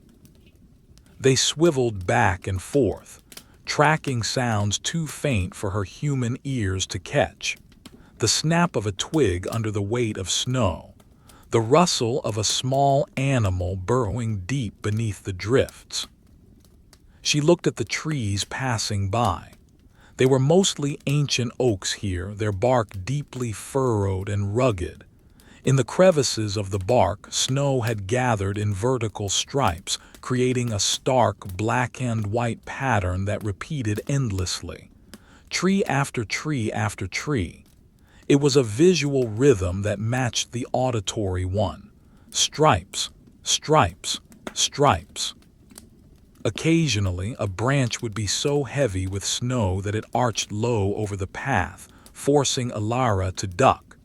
She would lean forward, her cheek brushing against the horse's mane. The coarse hair was cold and smelled of horse sweat and pine resin.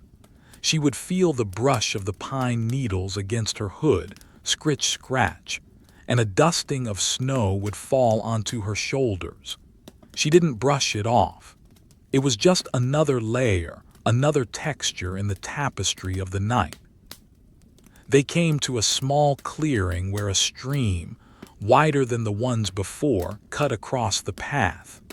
The water was black and glossy, moving sluggishly between banks of snow that looked like marshmallows.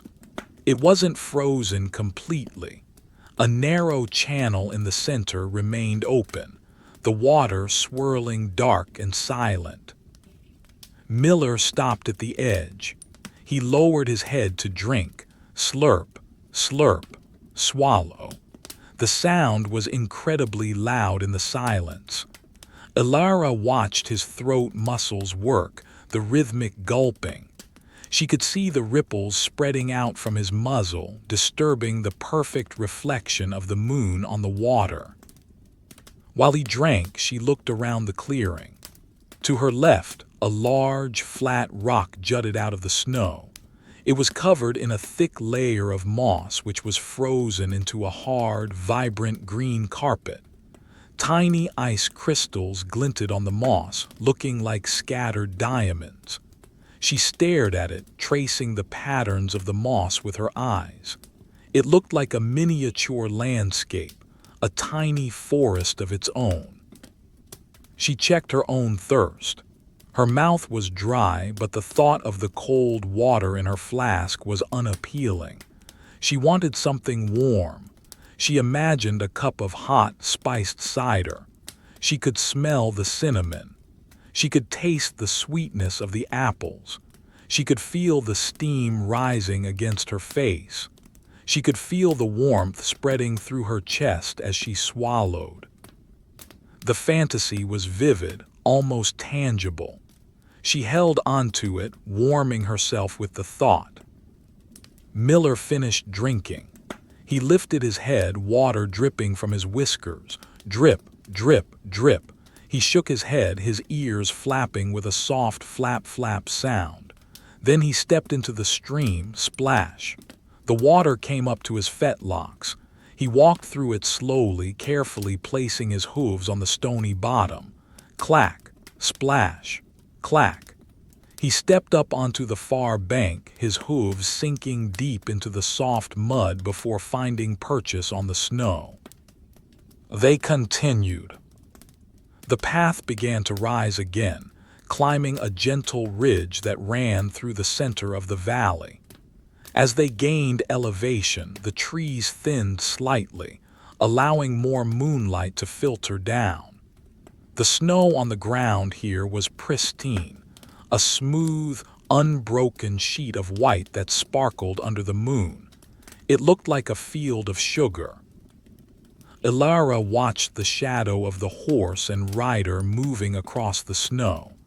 It was long and distorted, stretching out to her right.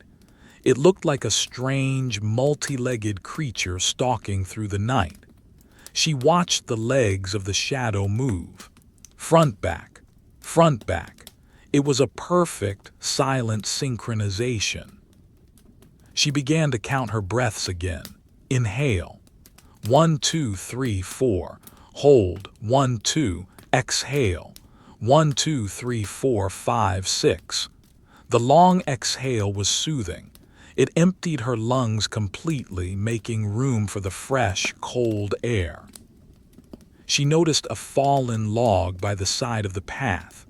It was covered in a thick blanket of snow that had curled over the edges, looking like a rolled-up duvet. Underneath the log, in the small hollow created by the curve of the wood, it was dark and dry. A perfect shelter for a small animal. She wondered what was sleeping in there. A rabbit, a squirrel, a fox. The thought of them, warm and safe in their burrow, made her smile faintly. The path curved to the right, following the contour of the ridge. Ahead, she could see a large, distinct shape looming in the darkness. It was the great oak, a tree so old and massive it was a landmark in its own right. Its branches spread out like a canopy over the path, creating a tunnel of darkness. As they passed under the great oak, the light vanished. It was pitch black for a few seconds.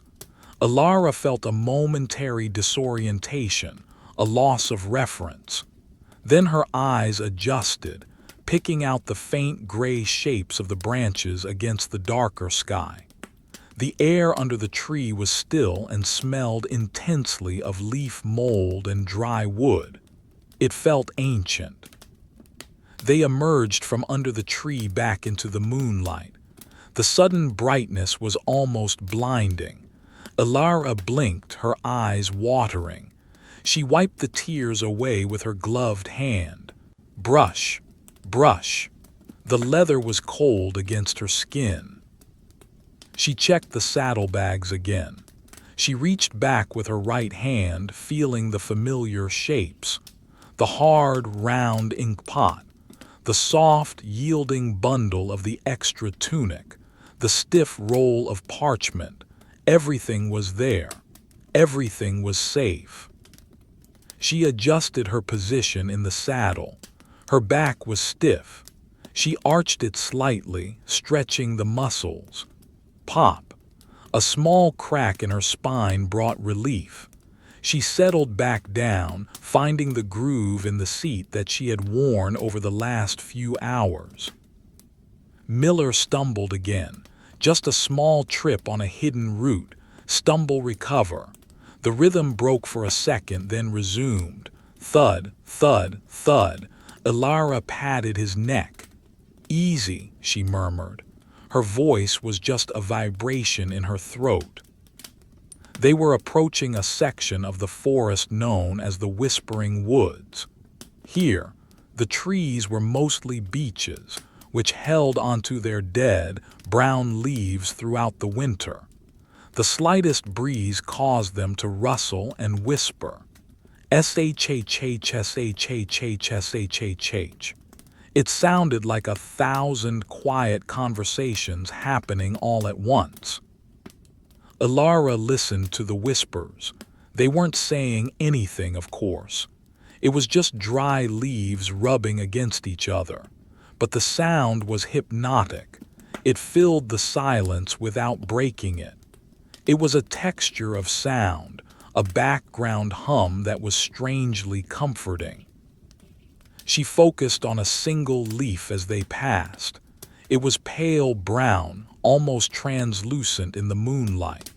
It quivered on its branch, vibrating with a tiny, unseen current of air. Quiver, quiver. She watched it until it disappeared behind her. The path began to descend again, leading down into a hollow where the mist had gathered. The mist was thick and white, lying low to the ground like a sea of milk. As they rode into it, the world softened. The sharp edges of the trees blurred. The moonlight diffused into a glowing haze. It was like riding into a cloud. The temperature dropped even further in the mist. It was a damp, penetrating cold that clung to everything. Elara could feel the moisture condensing on her cloak, on her eyelashes. She blinked, and her lashes stuck together for a moment before pulling apart. Sticky, cold. The sound of the hooves changed in the mist. It became muffled, deadened. Thump, thump. It sounded as if they were walking on wool. Miller didn't like the mist. His ears swiveled nervously, searching for sounds he couldn't see. He snorted, a loud, wet sound. Snort. The steam from his breath mixed with the mist, creating a swirl of white fog.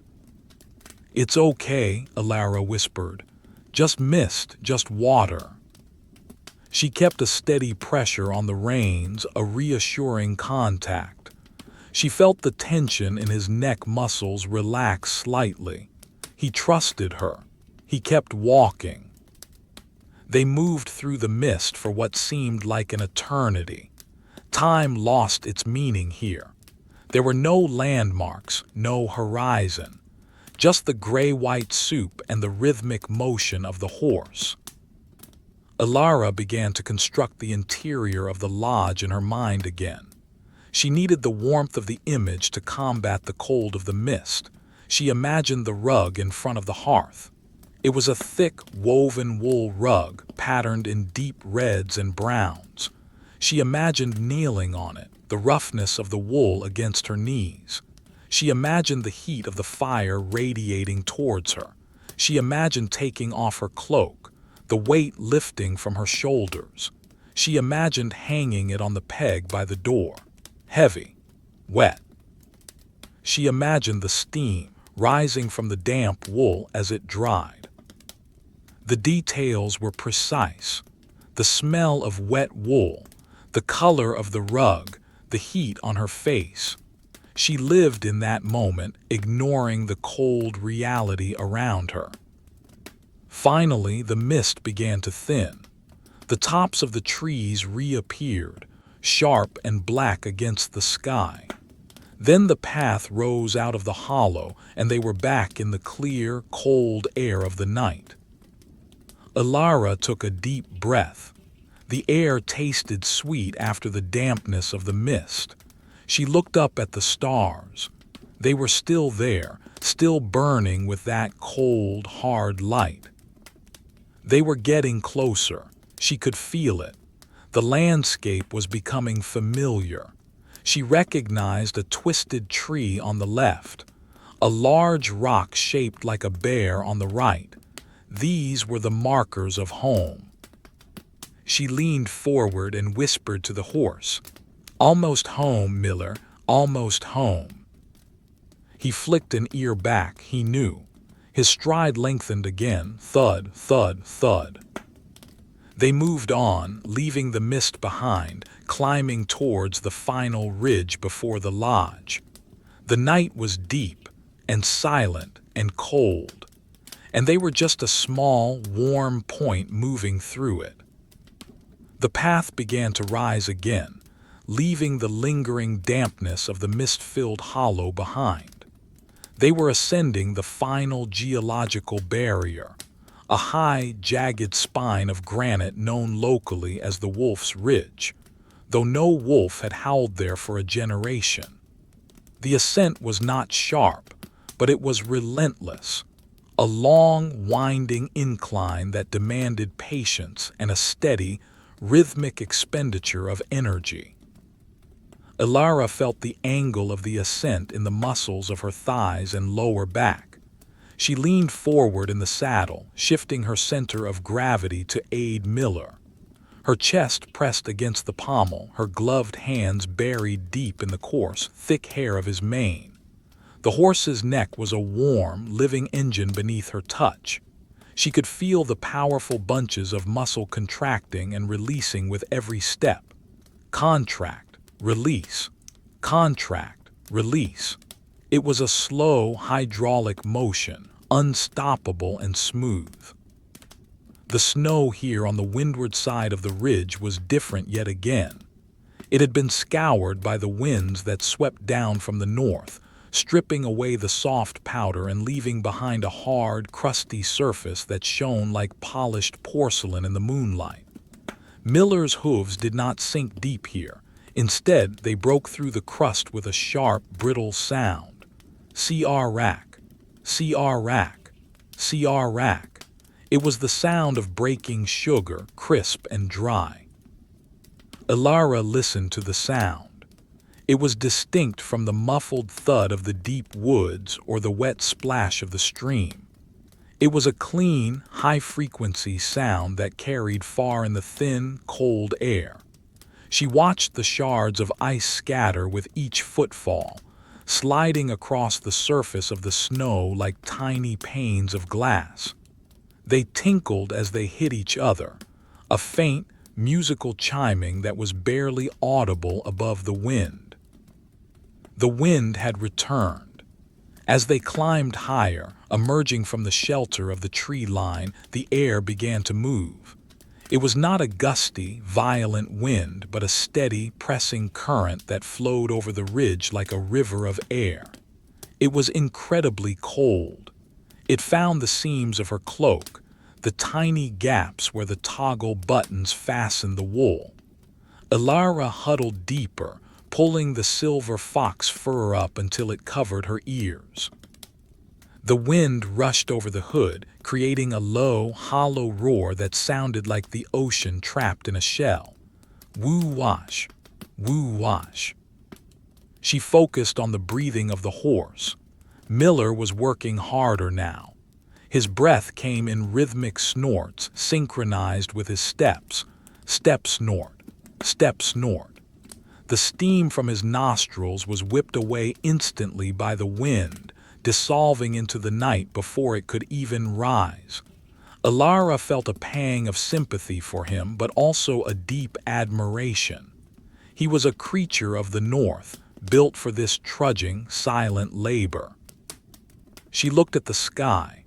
The moon had moved significantly to the west. It was lower now, casting long, distorted shadows that stretched out behind them, reaching back toward the forest they had left. The light was changing, shifting from the brilliant white of high midnight to a softer, more pearlescent silver. The stars seemed to be receding slightly, their piercing brightness dimmed by the luminosity of the snow-reflected moonlight. Elara closed her eyes for a moment, trusting Miller to follow the track. With her eyes closed, the sensation of the cold became sharper. She could feel it on her eyelids, a pressing numbness. She could feel it on the tip of her nose. She wiggled her nose, feeling the skin stretch, cold and stiff. She buried her face in the fur of her collar, breathing warm air onto her skin. The sensation of the warm breath meeting the cold face was exquisite, a tiny, private luxury. She began to count the steps to the crest of the ridge. She didn't know the actual number, of course, but counting gave the journey a structure. 1, 2, 3, 4, crack, crack, crack, crack, 5, 6, 7, 8. The numbers were round and soft in her mind. They had no sharp edges. They were just markers of time passing. The vegetation on the ridge was sparse. Only the hardiest plants survived here, low-growing heather that was buried completely under the snow, and small, twisted pines that grew horizontally, hugging the ground to escape the wind. Elara saw the top of a small pine poking through the snow crust. It was just a tuft of dark green needles, frosted with rime ice. It looked like an emerald brooch pinned to a white dress. She thought about her destination, the lodge. It was close now, just over this ridge and down into the hidden vale. The thought of it was a warm, glowing ember in her mind. She imagined the heavy iron key in her pocket. She could feel its weight, its shape.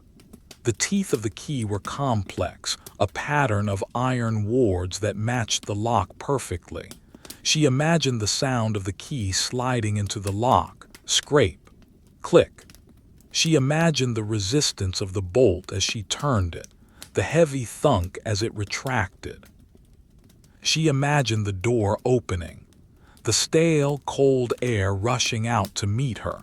She imagined the smell of the interior, cedar, dust, old smoke. She played this sequence over and over: key, lock, bolt, door, smell. It was a ritual of arrival performed in the theater of her mind to keep the cold at bay. They reached a switchback in the trail. The path turned sharply to the left to navigate a steep outcrop of rock.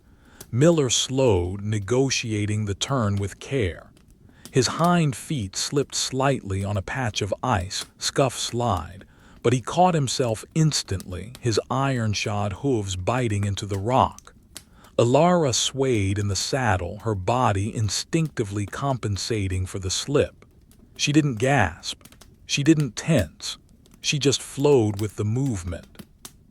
"Steady," she whispered. The word was lost to the wind immediately. They continued climbing.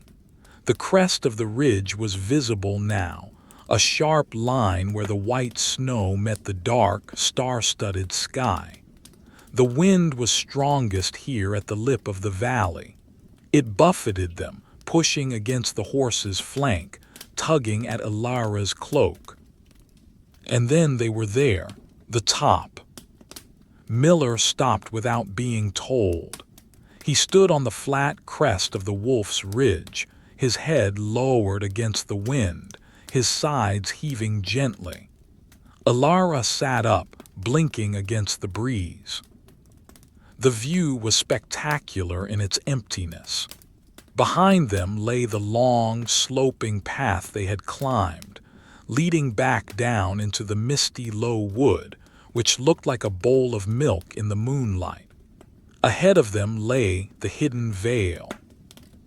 It was a small, secluded valley, protected on all sides by high ridges. Because of this protection, the snow there lay deep and undisturbed. The trees were massive, ancient firs that had grown straight and tall in the still air. And there, in the center of the white expanse, barely visible through the trees, was the roof of the lodge. It was a steep, A-framed structure, heavy with snow, a geometric shape in a world of organic curves. Elara felt a wave of relief so profound it felt like a physical weight lifting from her shoulders. She let out a long breath, a cloud of steam that swirled around her head. "There," she whispered, "we are here." She sat for a moment just watching the stillness of the valley below. It was completely silent down there. No wind stirred the trees. No animals moved. It was a painting of winter, frozen in time. She decided to check the girth one last time before the descent. The descent could be harder on the saddle than the climb. She didn't dismount. The snow was too deep here and the wind too cold. Instead, she reached down with her left hand, feeling under the fender of the saddle. Her fingers, encased in the thick gloves, were clumsy. She found the strap. It was tight, frozen hard. She tugged on it experimentally. It held. It was secure. She reached back to check the satchel. The leather was cold as stone. She tapped it. Thump, thump. The sound was dull. The contents were safe. The ink had not spilled. The parchment was dry. The candles were whole. She adjusted her scarf, wrapping it one more time around her neck to seal out the ridge wind. She pulled her gloves up higher on her wrists.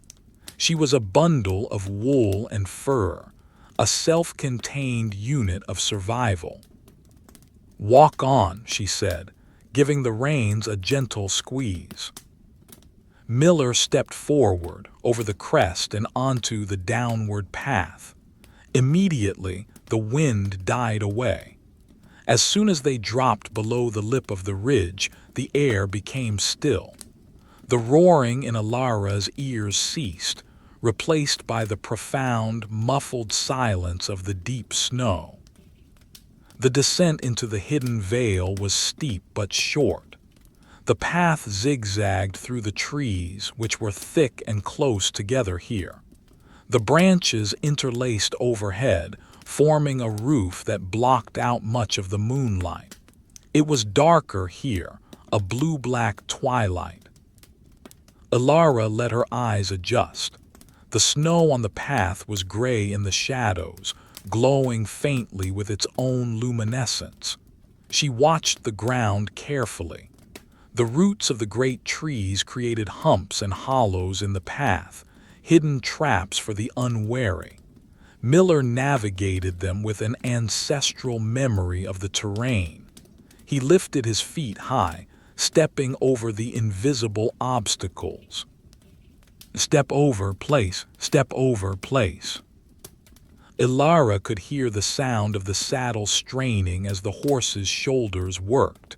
Creak groan, creak groan.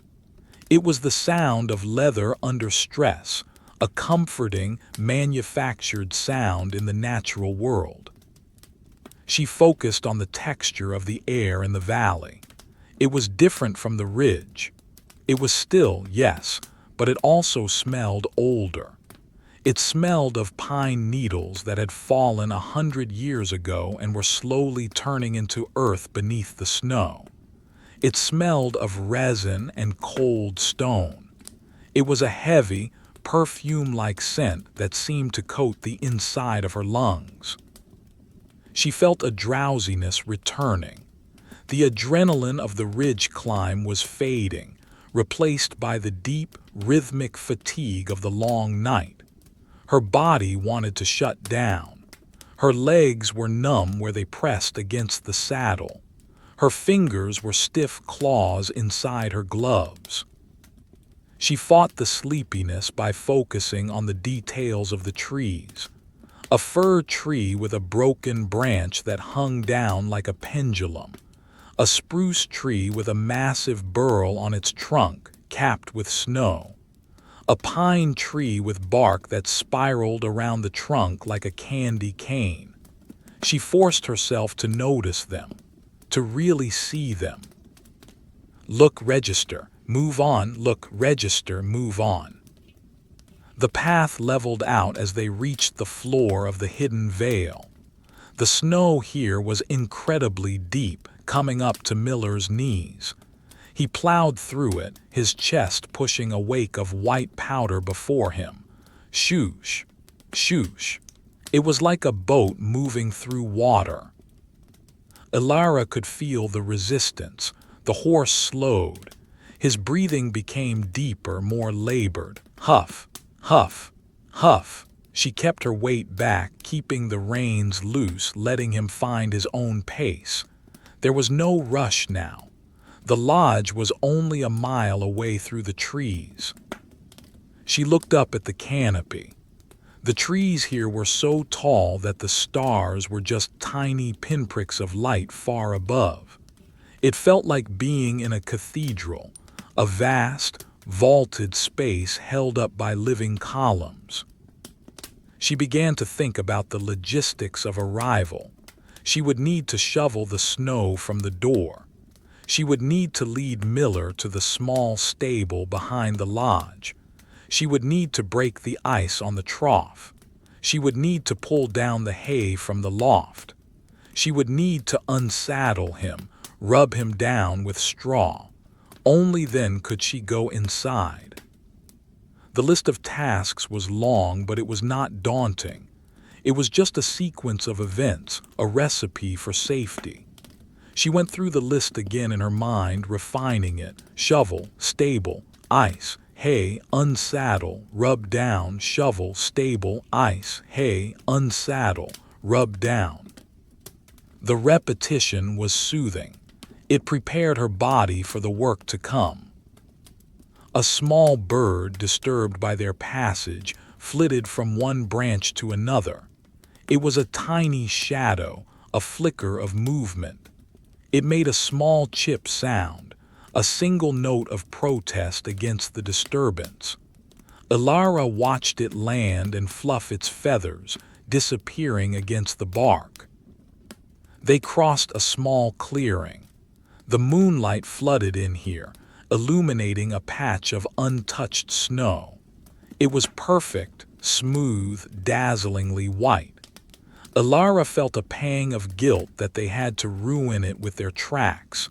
She watched as Miller's hooves broke the surface, leaving deep, blue-shadowed holes behind them. Punch, punch, punch.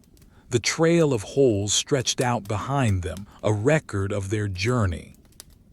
She looked at her hands holding the reins. The leather was worn smooth. She could see the grain of the hide, the tiny pores. She rubbed her thumb over a stitch. It was a rough, raised bump. Rub, rub. The sensation was grounding. The cold was intense now. It was the darkest, coldest hour of the night, just before the dawn would begin to think about arriving. The temperature had bottomed out. The air felt brittle, as if it would shatter if she spoke too loudly. She didn't speak. She just sat and rode and breathed. The lodge was getting closer. She could see the dark shape of it through the trees now, blocking out the stars. It was a solid, geometric reality. She closed her eyes for 10 seconds. 1, 2, 3, 4, 5, 6, 7, 8, 9, 10. She opened them. The lodge was still there, closer. The anticipation of the warmth was almost painful, but she pushed it down. First the work, then the warmth. That was the rule of the North. She adjusted her cloak one last time, preparing for the dismount that would come soon. She loosened her feet in the stirrups, wiggling them to ensure they weren't frozen to the iron. They moved. Stiffly, but they moved. They moved forward, a silent pair in a silent world, pushing through the deep, white ocean of the hidden veil. The lodge sat in the center of the hidden veil like a ship becalmed in a frozen white ocean. It was a structure of dark timber and gray stone, its steeply pitched roof burdened under a thick, sculpted layer of snow that curled over the eaves like a heavy brow. There was no light in its windows. There was no smoke from its chimney. It was a dormant thing, waiting in the absolute zero of the valley floor for life to return to it. Elara guided Miller toward the smaller structure that stood in the shadow of the main house, the stable. The snow in the yard was knee-deep, untouched by any foot or hoof since the first heavy fall of the season weeks ago. Miller plowed through it, his chest acting as a prow, pushing a wake of powder to either side. Shh-whumph. Shh-whumph. The resistance of the snow slowed his walk to a heavy, deliberate march. He lifted his knees high, snapping them up with a mechanical rhythm, before driving them down to find the buried earth. They reached the stable door. It was a split door of rough-hewn oak, the wood silvered by age and weather. A drift of snow had piled up against the lower half, sealing it shut. Elara signaled Miller to halt. He stopped immediately, grateful for the rest, his sides heaving gently against her legs. Huff, huff. A cloud of steam rose from his entire body, enveloping them both in a warm, moist fog that smelled of horse and exertion. It lingered in the still air, refusing to dissipate. Elara sat for a moment, gathering the energy to move. The ride had been long hours of micro-adjustments, of fighting the cold, of maintaining the mental state of forward motion. Now the motion had stopped, and the cold rushed in to fill the void. She felt it settling on her shoulders, seeping into the creases of her elbows and knees. She swung her right leg over the saddle's cantle. Her muscles were stiff, protesting the movement with a dull ache. She slid down the side of the horse, her boots searching for the ground. They hit the snow with a muffled crump. She sank in up to her shins. The snow packed tight around her leather boots, instantly cooling the leather. She held onto the stirrup leather for a moment to steady herself. Her legs felt strange, wobbly and light, yet heavy at the same time. The sensation of land sickness washed over her. She took a deep breath of the valley air. It was motionless, smelling of pine resin and old, cold wood. She patted Miller's shoulder. "Wait," she whispered. She turned to the stable door. The latch was a simple iron bar, rusted and likely frozen. She brushed the snow away from the mechanism with her gloved hand. Swish, swish. The snow fell away, revealing the black iron. She gripped the handle. It was bitingly cold through her glove. She lifted. It didn't move. Ice had formed in the catch. She didn't panic. She didn't get angry. She simply used the heel of her hand to strike the latch. Thud, thud. She tried lifting again. Creak. It moved a fraction of an inch. She struck it again. Thud. She lifted. Click. The bar rose, freeing the door. Now for the snow blocking the bottom. She used her boot as a shovel. She kicked at the drift, carving away the white bank. Kick, spray, kick, spray. The snow flew sideways, landing with a soft PFFFT sound. She worked methodically, clearing a fan-shaped space in front of the door. It took 5 minutes, maybe 10. Time was measured only in the clearing of the obstruction. She gripped the edge of the door and pulled. The hinges groaned, a low, mournful ee-er, as the wood scraped over the remaining snow. She opened it just wide enough for the horse to pass. The interior of the stable was pitch black. It smelled of dry straw, old leather, and dust. It was a dry, preserved smell. Elara stepped back and took Miller's reins. "Come on," she said softly. He followed her, stepping up over the threshold. His hooves rang out hollowly on the wooden floorboards inside. Clump, clump. The sound was startlingly loud after hours of muffled snow travel. Elara led him to the single stall that had been prepared, or at least left ready from the autumn. She couldn't see much, but she knew the layout. She tied the reins to the iron ring on the wall. The knot was simple, a quick-release loop. She needed light. She returned to the saddle, which was still on Miller's back, and unhooked the lantern she had extinguished miles ago. She reached into her pocket for her tinderbox. Her fingers were clumsy, numb at the tips. She fumbled with the lid. Click. She took out the flint and steel. She struck them. Clack. A spark jumped, dying instantly in the cold air. She struck again. Clack. A spark landed on the charred cloth. It glowed a dull orange. She blew on it gently. Woo! The orange spread. She touched the sulfur-tipped splint to the cloth. A blue flame flared, then yellow.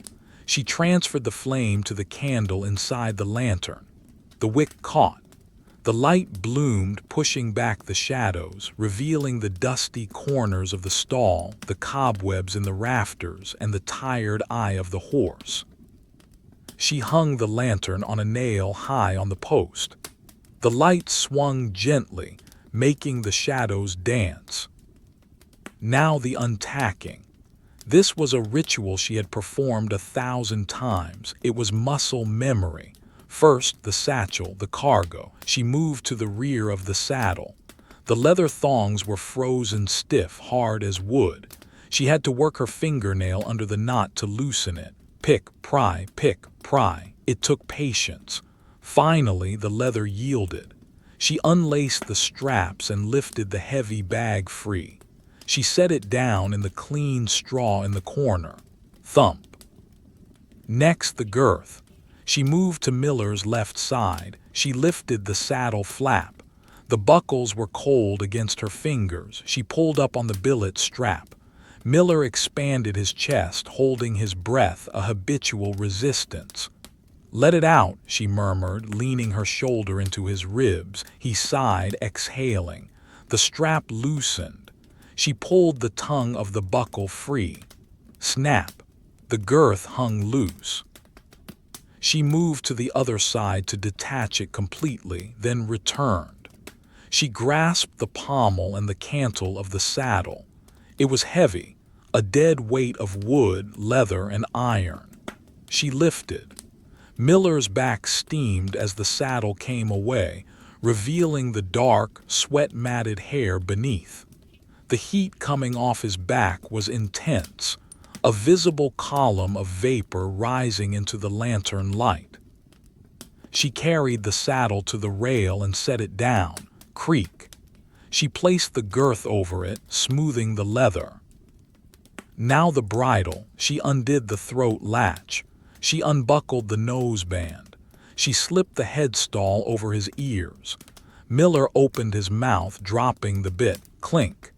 He shook his head vigorously, his ears flapping. Flap, flap, flap. He rubbed his face against her shoulder, hard, scratching an itch she couldn't reach. She braced herself against his weight, allowing him the relief. She hung the bridle on a peg. Now the care. She looked around for the straw wisp. She found a bundle of old, dry straw and twisted it into a rough pad.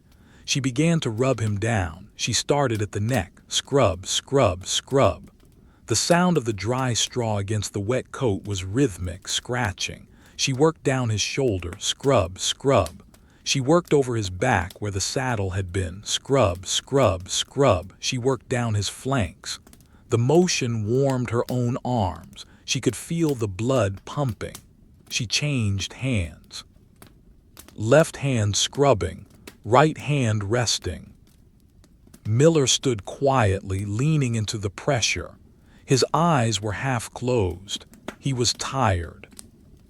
She stopped to check the water trough in the corner. As expected, it was frozen solid. A thick sheet of ice, opaque and gray, covered the surface. She looked for the breaking tool. A heavy iron bar stood in the corner.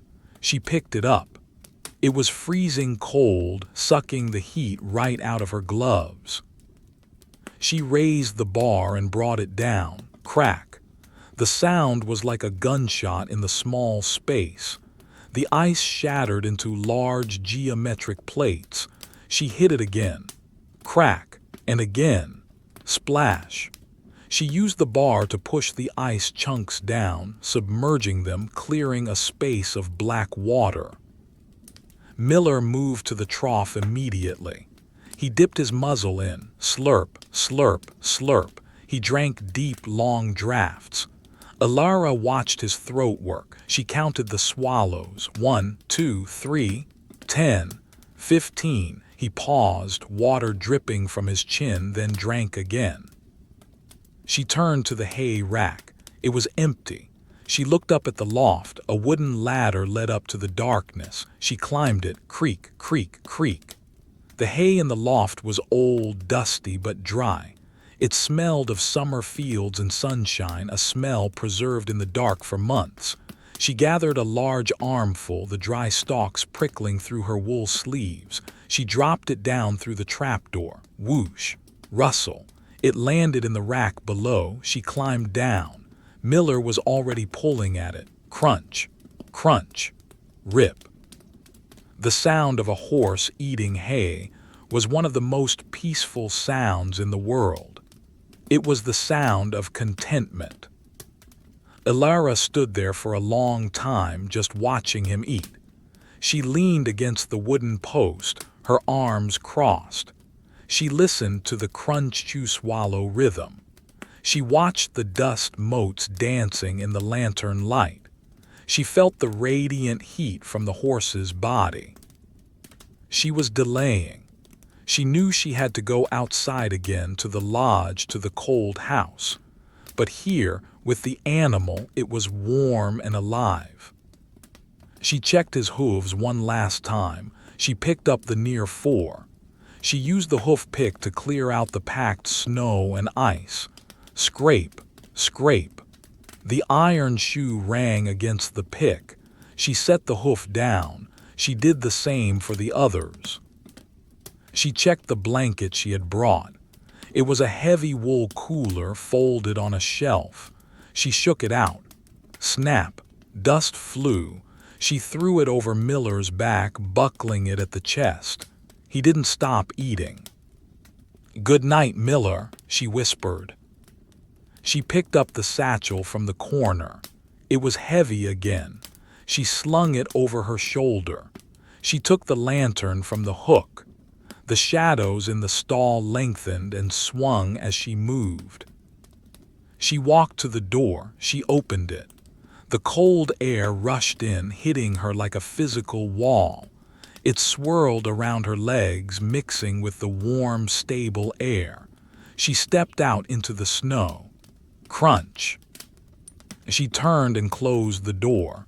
She pushed it shut until the latch clicked. Thunk. She tested it. It was secure. She stood in the yard, between the stable and the lodge. The lantern cast a small circle of yellow light on the snow around her boots. Beyond that circle, the world was blue and silver and black. She looked at the lodge. It loomed above her, silent and imposing. The front door was approached by 3 stone steps, currently buried under a smooth ramp of snow. The door itself was heavy oak, studded with iron nails. Elara began the walk to the house. It was only 20 paces, but in the deep snow it felt like a journey. Step, drag, step, drag. Her satchel bumped against her hip. Thump, thump. She reached the bottom of the steps. She had to kick the snow away to find the stone. Kick, scrape, kick. She found the first step, then the second, then the third. She stood on the small landing in front of the door. She was sheltered here by the overhang of the roof. The wind didn't reach this spot. It was a dead zone of air. She set the lantern down on the stone threshold. It hissed slightly as the hot metal base touched the cold stone. She reached into the deep pocket of her cloak. Her fingers searched for the key. They brushed against a piece of dried apple, a coil of string, a small knife. Then the cold iron. She closed her hand around the key. It was large, heavy, intricate. She pulled it out. The metal was dark, almost black in the dim light. She held it up, inspecting the wards. They were sharp and unrusted. She looked at the keyhole. It was a dark vertical slit in the iron escutcheon plate. Elara took a deep breath. She could see the plume of her breath rising in the lantern light, curling up toward the heavy timber beams of the porch roof. She was about to enter the cold. She was about to wake the house. But for a moment she just stood there, listening to the silence of the hidden veil, listening to the faint munch-munch coming from the stable behind her, listening to the beating of her own heart in her ears. It was a pause between 2 worlds, the world of the journey and the world of the arrival. She gripped the key tighter. The metal bit into her palm through the glove. It was a grounding sensation. She was ready. The key fit into the lock with a snug, mechanical precision that was deeply satisfying. There was no rattle, no looseness. The iron wards inside the mechanism met the teeth of the key, engaging with a series of muffled metallic clicks. Click, click, click. Elara applied pressure with her thumb and forefinger, turning her wrist clockwise. The lock fought her for a brief second. The grease inside thickened by the deep freeze, before yielding with a heavy, resonant thunk that vibrated through the wood of the door and up into her arm. She pressed down on the iron thumb latch. It was freezing cold, sucking the heat instantly from her glove. Clack! The latch lifted. She pushed. The door was heavy, built of solid oak planks 3 inches thick, bound with iron straps. It swung inward slowly, the hinges protesting with a low, drawn-out groan that echoed into the empty house. Eee-er. The sound was the voice of the lodge waking from a long hibernation. Elara stepped across the threshold. The air inside was colder than the air outside. It was a different kind of cold, still, stagnant, and heavy. It was a cold that had been trapped within these stone walls for weeks, settling into the furniture, the floorboards, and the very air itself. It smelled of dry pine needles, cold ash, dust, and the faint, sweet scent of beeswax from candles extinguished long ago. It was the smell of time standing still. She turned and pulled the heavy door shut behind her. It closed with a solid, final boom that cut off the faint whistling of the wind outside. The silence that followed was absolute. It was a thick, physical silence, pressing against her ears like water. She was standing in the main room of the lodge. It was pitch black, save for the single beam of yellow light from the lantern she held in her left hand. She lifted the lantern high. The light swung in a wide arc, chasing the shadows across the room.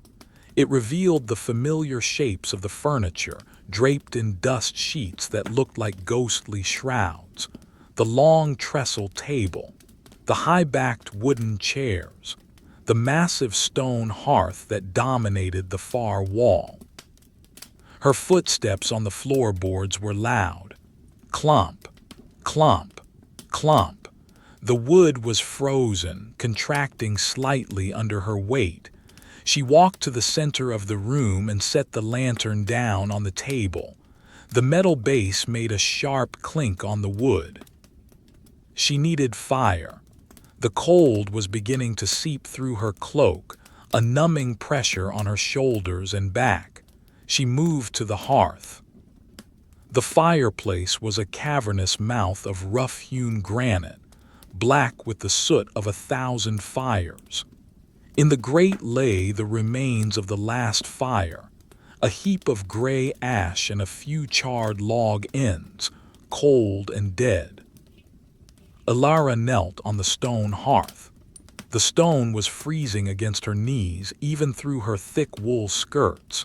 She set the lantern on the floor beside her.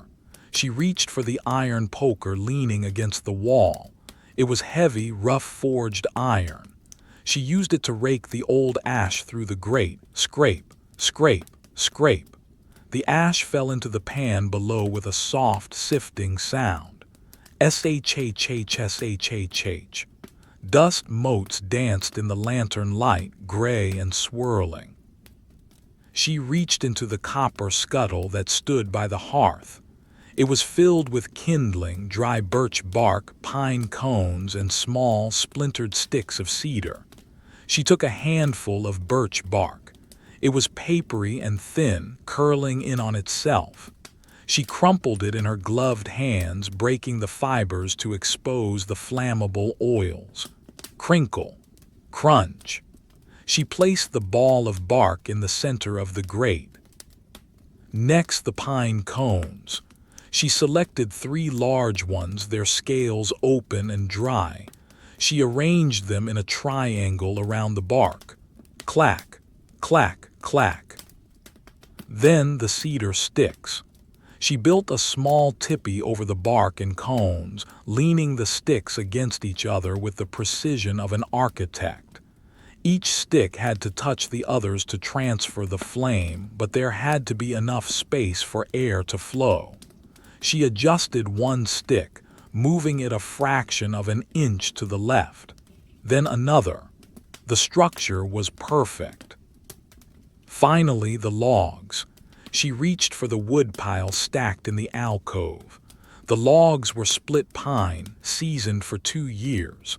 They were dry as bone and smelled of resin. She selected 2 smaller logs and placed them on either side of the kindling structure. Thud, thud. Then she laid a larger log across the top, bridging the gap. She sat back on her heels and admired her work. It was a promise of heat. She took off her right glove. Her hand was pale and stiff. She rubbed her fingers together to bring the sensation back. Rub, rub. She reached into her pocket for her tinderbox. She took out the flint and the steel striker. She held the steel in her right hand and the flint in her left, close to the birch bark. She struck the steel against the sharp edge of the flint. Chink. A spark flew, landing on the stone hearth and dying instantly. Chink. Another spark, brighter this time, vanished into the dark. Chink. A shower of sparks landed on the birch bark. One of them caught. A tiny, glowing orange dot appeared on the papery edge. Elara leaned in close. She blew gently on the spark. Woo-whoa, the orange dot grew. It ate into the bark, turning the white paper black. Smoke began to curl up, a thin, gray ribbon. She blew again, a steady, sustained stream of air. Woo-whoa. The orange glow expanded. Suddenly, with a soft whump, it burst into flame. A small, yellow tongue of fire licked up the side of the bark. It was fragile, flickering in the draft of her breath. She stopped blowing and watched. The flame grew. It caught the next layer of bark. It crackled, snap-pop, as the oils in the birch vaporized. The fire spread to the pine cones. The resin in the cones hissed and bubbled. SSSSSSS. Blue and yellow flames danced over the scales. The heat began to radiate outward. Elara could feel it on her face, a faint, flickering warmth that broke the monolithic cold of the room. She held her bare hand out toward it, palms open. The heat was a physical touch. The fire climbed higher. It reached the cedar sticks. They caught quickly, burning with a bright, clean light. Crackle, pop, crackle. The sound filled the silence of the room. It was the sound of life returning. Smoke began to draft up the chimney. Elara watched it go. It was gray and thick at first, then thinning as the fire grew hotter. The chimney drew well. There was no downdraft. The smoke disappeared up the black throat of the flue, carrying the cold air with it. She stayed on her knees for a long time, feeding the fire. She added another stick, then another, then a small log. She watched the bark on the log blacken, then glow red, then catch flame. She watched the wood turn into charcoal, glowing with a deep, pulsing heat. The light from the fire pushed back the shadows in the room. It cast a warm, orange glow on the stone floor, on the legs of the table, on the dust sheets. The room seemed to shrink, becoming cozy and intimate. The corners were still dark, but the center was a sphere of light and warmth. Elara stood up. Her knees cracked. Pop. She picked up the poker and adjusted a log that had shifted. Clank. A shower of sparks flew up the chimney like fireflies ascending. She turned her back to the fire to warm her hamstrings and the backs of her legs. The heat soaked into her heavy wool skirt, penetrating the layers. She closed her eyes and sighed. Ah, the tension in her shoulders began to melt away. She was safe, she was inside, she was warm. She began to peel off her layers. First, the heavy cloak. She undid the clasp at her neck. The metal was warm now from her body heat. She shrugged the heavy fur-lined wool off her shoulders. It slid down her arms, heavy and limp. She caught it before it hit the floor. It smelled of cold air, horse and pine. She walked to the peg by the door and hung it up. Thump. It hung there, a dark shape against the wood. Next, the gloves. She pulled off the left one finger by finger. Tug, tug, tug, then the right. She placed them on the mantelpiece above the fire to dry. The leather was stiff with cold. She unpinned her scarf. It was a long strip of knitted wool. She unwound it from her neck. Round, round, round. She felt the cool air hit her neck, which had been protected for hours. It was a refreshing shock. She folded the scarf neatly and placed it on the table. She walked to the window.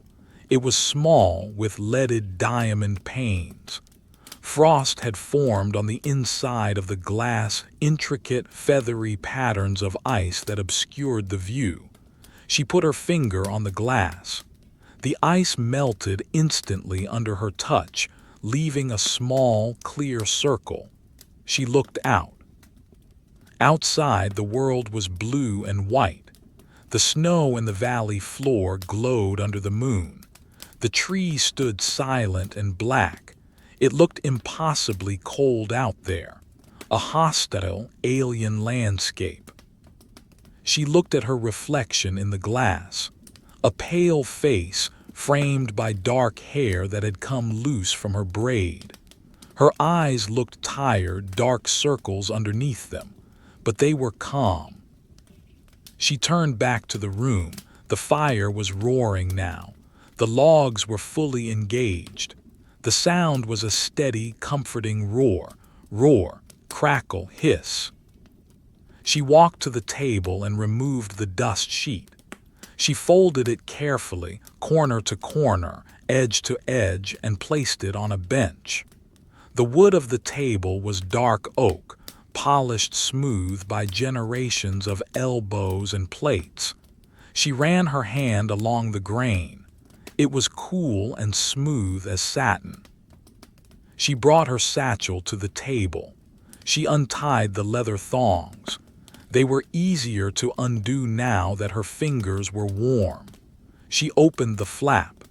She took out the ink pot and placed it on the right side of the table. She took out the roll of parchment and placed it in the center. She took out the beeswax candles and placed them in the iron candlesticks that stood on the mantel. She lit a taper from the fire and carried the flame to the candles. Touch, bloom, touch, bloom. Two steady yellow flames sprang to life, adding their soft light to the orange glow of the fire. The room smelled of melting wax now, mixing with the wood smoke. It was the scent of civilization. Elara pulled one of the heavy wooden chairs closer to the fire. She sat down. The wood was hard, but she didn't mind. She stretched her legs out toward the hearth, resting her booted feet on the stone fender. She wiggled her toes. They were warm. She listened to the house. The fire popping, the wind sighing in the chimney. The timber beams creaking as they warmed up and expanded. Creak, tick, creak. It was a symphony of small, domestic sounds. She looked at the ceiling. The beams were black with age. Shadows from the firelight danced across them, flickering and jumping. She watched a particular shadow, shaped like a bird, flitting back and forth. She felt a deep, overwhelming drowsiness. It wasn't the dangerous sleep of the cold, but the safe, heavy sleep of the warm. Her eyelids felt like lead shutters. She blinked slowly. Open, close, open, close. She needed to eat. She knew that, but not yet. She needed to write, but not yet. For now, she just needed to sit, to exist, to be the keeper of the fire. She stared into the flames. The heart of the fire was a bed of glowing coals pulsing with a deep, intense red. It looked like a breathing thing. Inhale, brighten. Exhale, dim. Pulse, pulse, pulse. She let her mind drift. The journey was over. The miles were behind her. The cold was outside. The marriage was a ghost in a distant castle. Here, there was only the fire, the wood, and the silence. She took a deep breath, filling her lungs with the warm, smoky air. She held it for a moment, tasting the comfort of it, then let it out in a long, slow sigh. "I am here," she whispered to the fire. The fire popped in response. Snap. She closed her eyes and let the warmth wash over her like a tide. The fire had now established a steady, rhythmic dominion over the room. It was no longer a frantic, crackling thing of new wood and birch bark, but a mature, deep-seated heat source. A bed of glowing coals pulsing with a slow, respiratory red light, feeding on the thick oak logs with a quiet, consuming patience. The stone hearth, previously cold enough to leach the warmth from the air, was now radiating heat back into the room, a solid block of thermal mass that anchored the lodge in the freezing night. Elara sat in the high-backed wooden chair, her legs extended towards the warmth, her boots resting on the stone fender. She watched the steam rising from her wool socks. Wisp, curl, vanish. The moisture that had gathered in the fabric during the long ride was evaporating, returning to the air. She could smell the faint, damp scent of wet wool drying, a distinct, organic smell like sheep in a warm barn. She realized she was thirsty, not the sharp, metallic thirst of the trail, but a deep, cellular need for something hot. She looked at the iron kettle sitting on the hob next to the fire. It was empty. She stood up. Her movements were slow, fluid, heavy with fatigue. She picked up the kettle by its wire handle. The iron was warm from the proximity to the fire. She walked to the heavy oak door. She did not want to open it to break the seal of warmth she had created, but she needed the snow. She lifted the latch. Clack. She pulled the door open just a crack. The wind outside had died down completely. The silence of the hidden veil pressed in through the gap. She knelt and scooped clean, white snow from the drift that had piled against the frame. She packed the kettle full, pressing the snow down with her gloved hand to fit more in. Pack. Crunch. Pack. The snow was dry and powdery, compressing with a soft squeak. She closed the door quickly. Thud. The latch fell back into place. Click. She was sealed in again. She returned to the hearth and swung the iron arm of the crane out over the fire. She hung the kettle on the hook. Clank. She pushed the arm back, positioning the kettle directly over the hottest part of the flames. She sat back down and watched the physics of melting. It was a slow process. At first, nothing happened. The kettle just sat there, black and soot-stained, amidst the orange tongues of fire. Then a faint sound began. Hiss, sizzle. The snow at the bottom, touching the hot iron, was turning to water instantly. She watched the level of the snow in the kettle. It began to slump. The white mound in the center collapsed inward. Slump. Slide. The bright white of the snow turned to the translucent gray of slush. Then the slush dissolved. A pool of dark water appeared at the bottom, rising slowly. Tiny bubbles began to form on the sides of the iron. They clung there, silver pearls in the dark water, growing slowly until their buoyancy overcame their adhesion. Pop! One released and floated to the surface. Bloop! Then another. Bloop! Elara found the repetition mesmerizing. She counted the bubbles rising. 1, 2, 3, 4.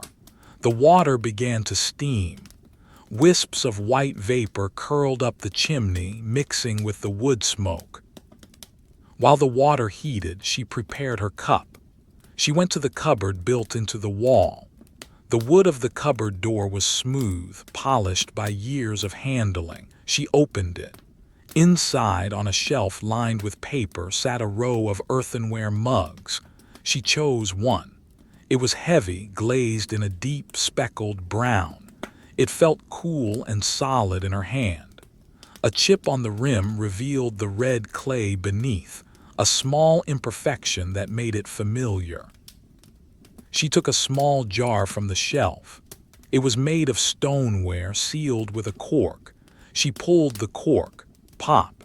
The smell that drifted out was powerful, dried mint, chamomile, and a hint of wild sage. It was the smell of last summer trapped and preserved. She took a pinch of the dried leaves. They were brittle, crumbling between her fingers. She dropped them into the bottom of the mug. Crinkle, dust. The water in the kettle was rolling now. A low, rumbling boil. Rumble, bubble, rumble. Elara used a thick cloth to grasp the handle of the kettle. She lifted it from the hook. The water sloshed inside, heavy and shifting. She poured it into the mug, splash, gurgle. The hot water hit the dry leaves. Immediately, the scent bloomed. The steam rising from the cup was thick and fragrant. The brown leaves swirled in the turbulence, rehydrating, expanding, turning green again. She set the kettle down on the stone hearth to keep warm. She took the mug in both hands. The heat transferred instantly through the thick ceramic to her palms. It was intense, almost too hot, but her cold hands drank it in. She held the cup against her chest, letting the steam bathe her face. She closed her eyes and breathed in. Inhale, mint, sage, exhale, wood smoke, wool. She took a sip. The tea was scalding. She sipped air with it to cool it down. Slurp. The liquid washed over her tongue, herbal and clean. It warmed her throat, then her chest, then settled in her stomach like a hot stone. She took another sip, and another. The warmth spread to her fingertips, to her toes. Her body was relaxing, muscle by muscle. The tension of the ride, the vigilance of the trail, was dissolving like the snow in the kettle. She looked at the table where she had placed the parchment and ink. She felt a vague obligation to write, to mark the end of the journey. She stood up, carrying her tea, and walked to the table. She sat in the wooden chair. It creaked under her weight, creak. She uncorked the ink pot. The stopper was tight, sealed with wax. She twisted it, twist, pop. The ink inside was black and still, a tiny pool of night. She picked up the quill. It was a goose feather, the barb stripped from the lower shaft, leaving the smooth, hollow calamus. The nib was cut to a sharp, square point. She dipped the quill into the ink. Dip. She tapped it against the rim to remove the excess. Tap, tap. She looked at the blank parchment. The surface was creamy and textured, with tiny fibers visible in the paper. She brought the pen to the paper. Scratch. The sound of the quill on the parchment was loud in the silent room.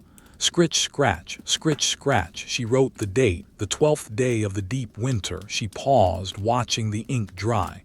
It went from a glistening, wet black to a matte charcoal gray. She dipped the pen again, arrived safely at the lodge. The snow is deep.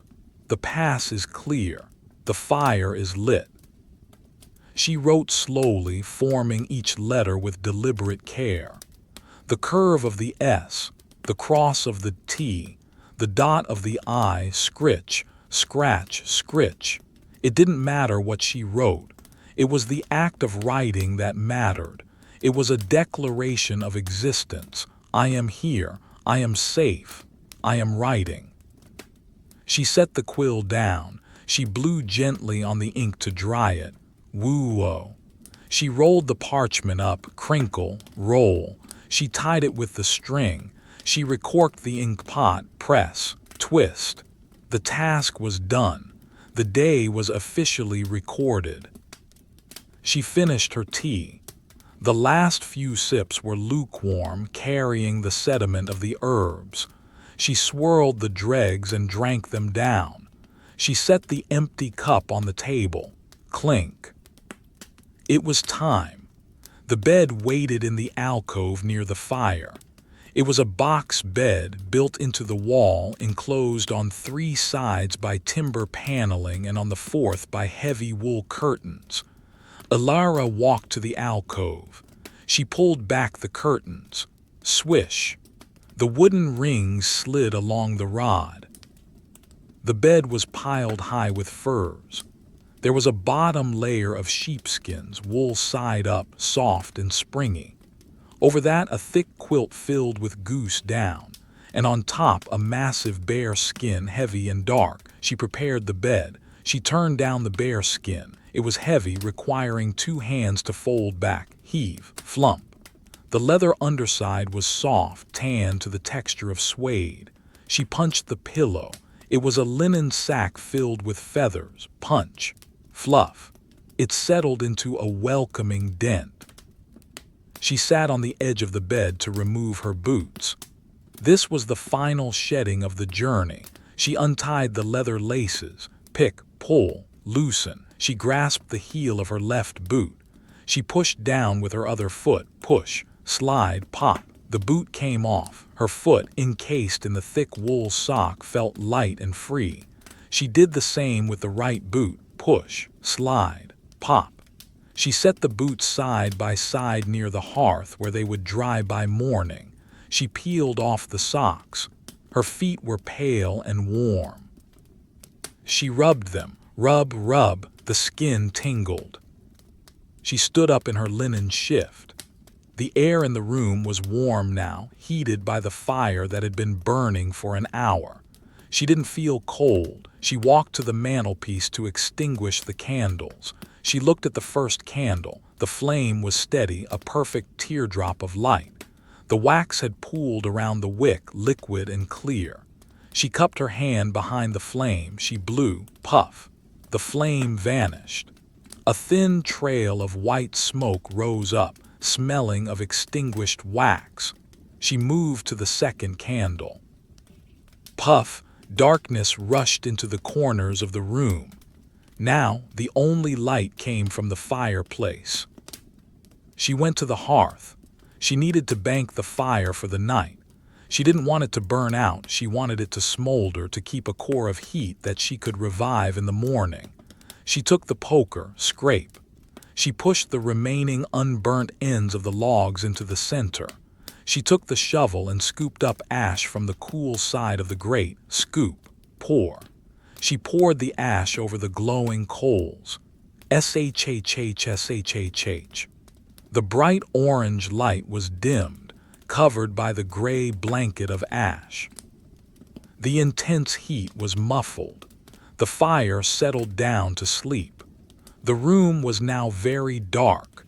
A faint, ruddy glow pulsed through the ash, casting long, dim shadows that flickered on the ceiling beams. Elara walked to the bed. The floorboards were cool under her bare feet. She climbed in. The mattress of straw and wool yielded under her weight, rustle, creak. She pulled the linen sheet up, cool and smooth. She pulled the down quilt up, warm and lofty.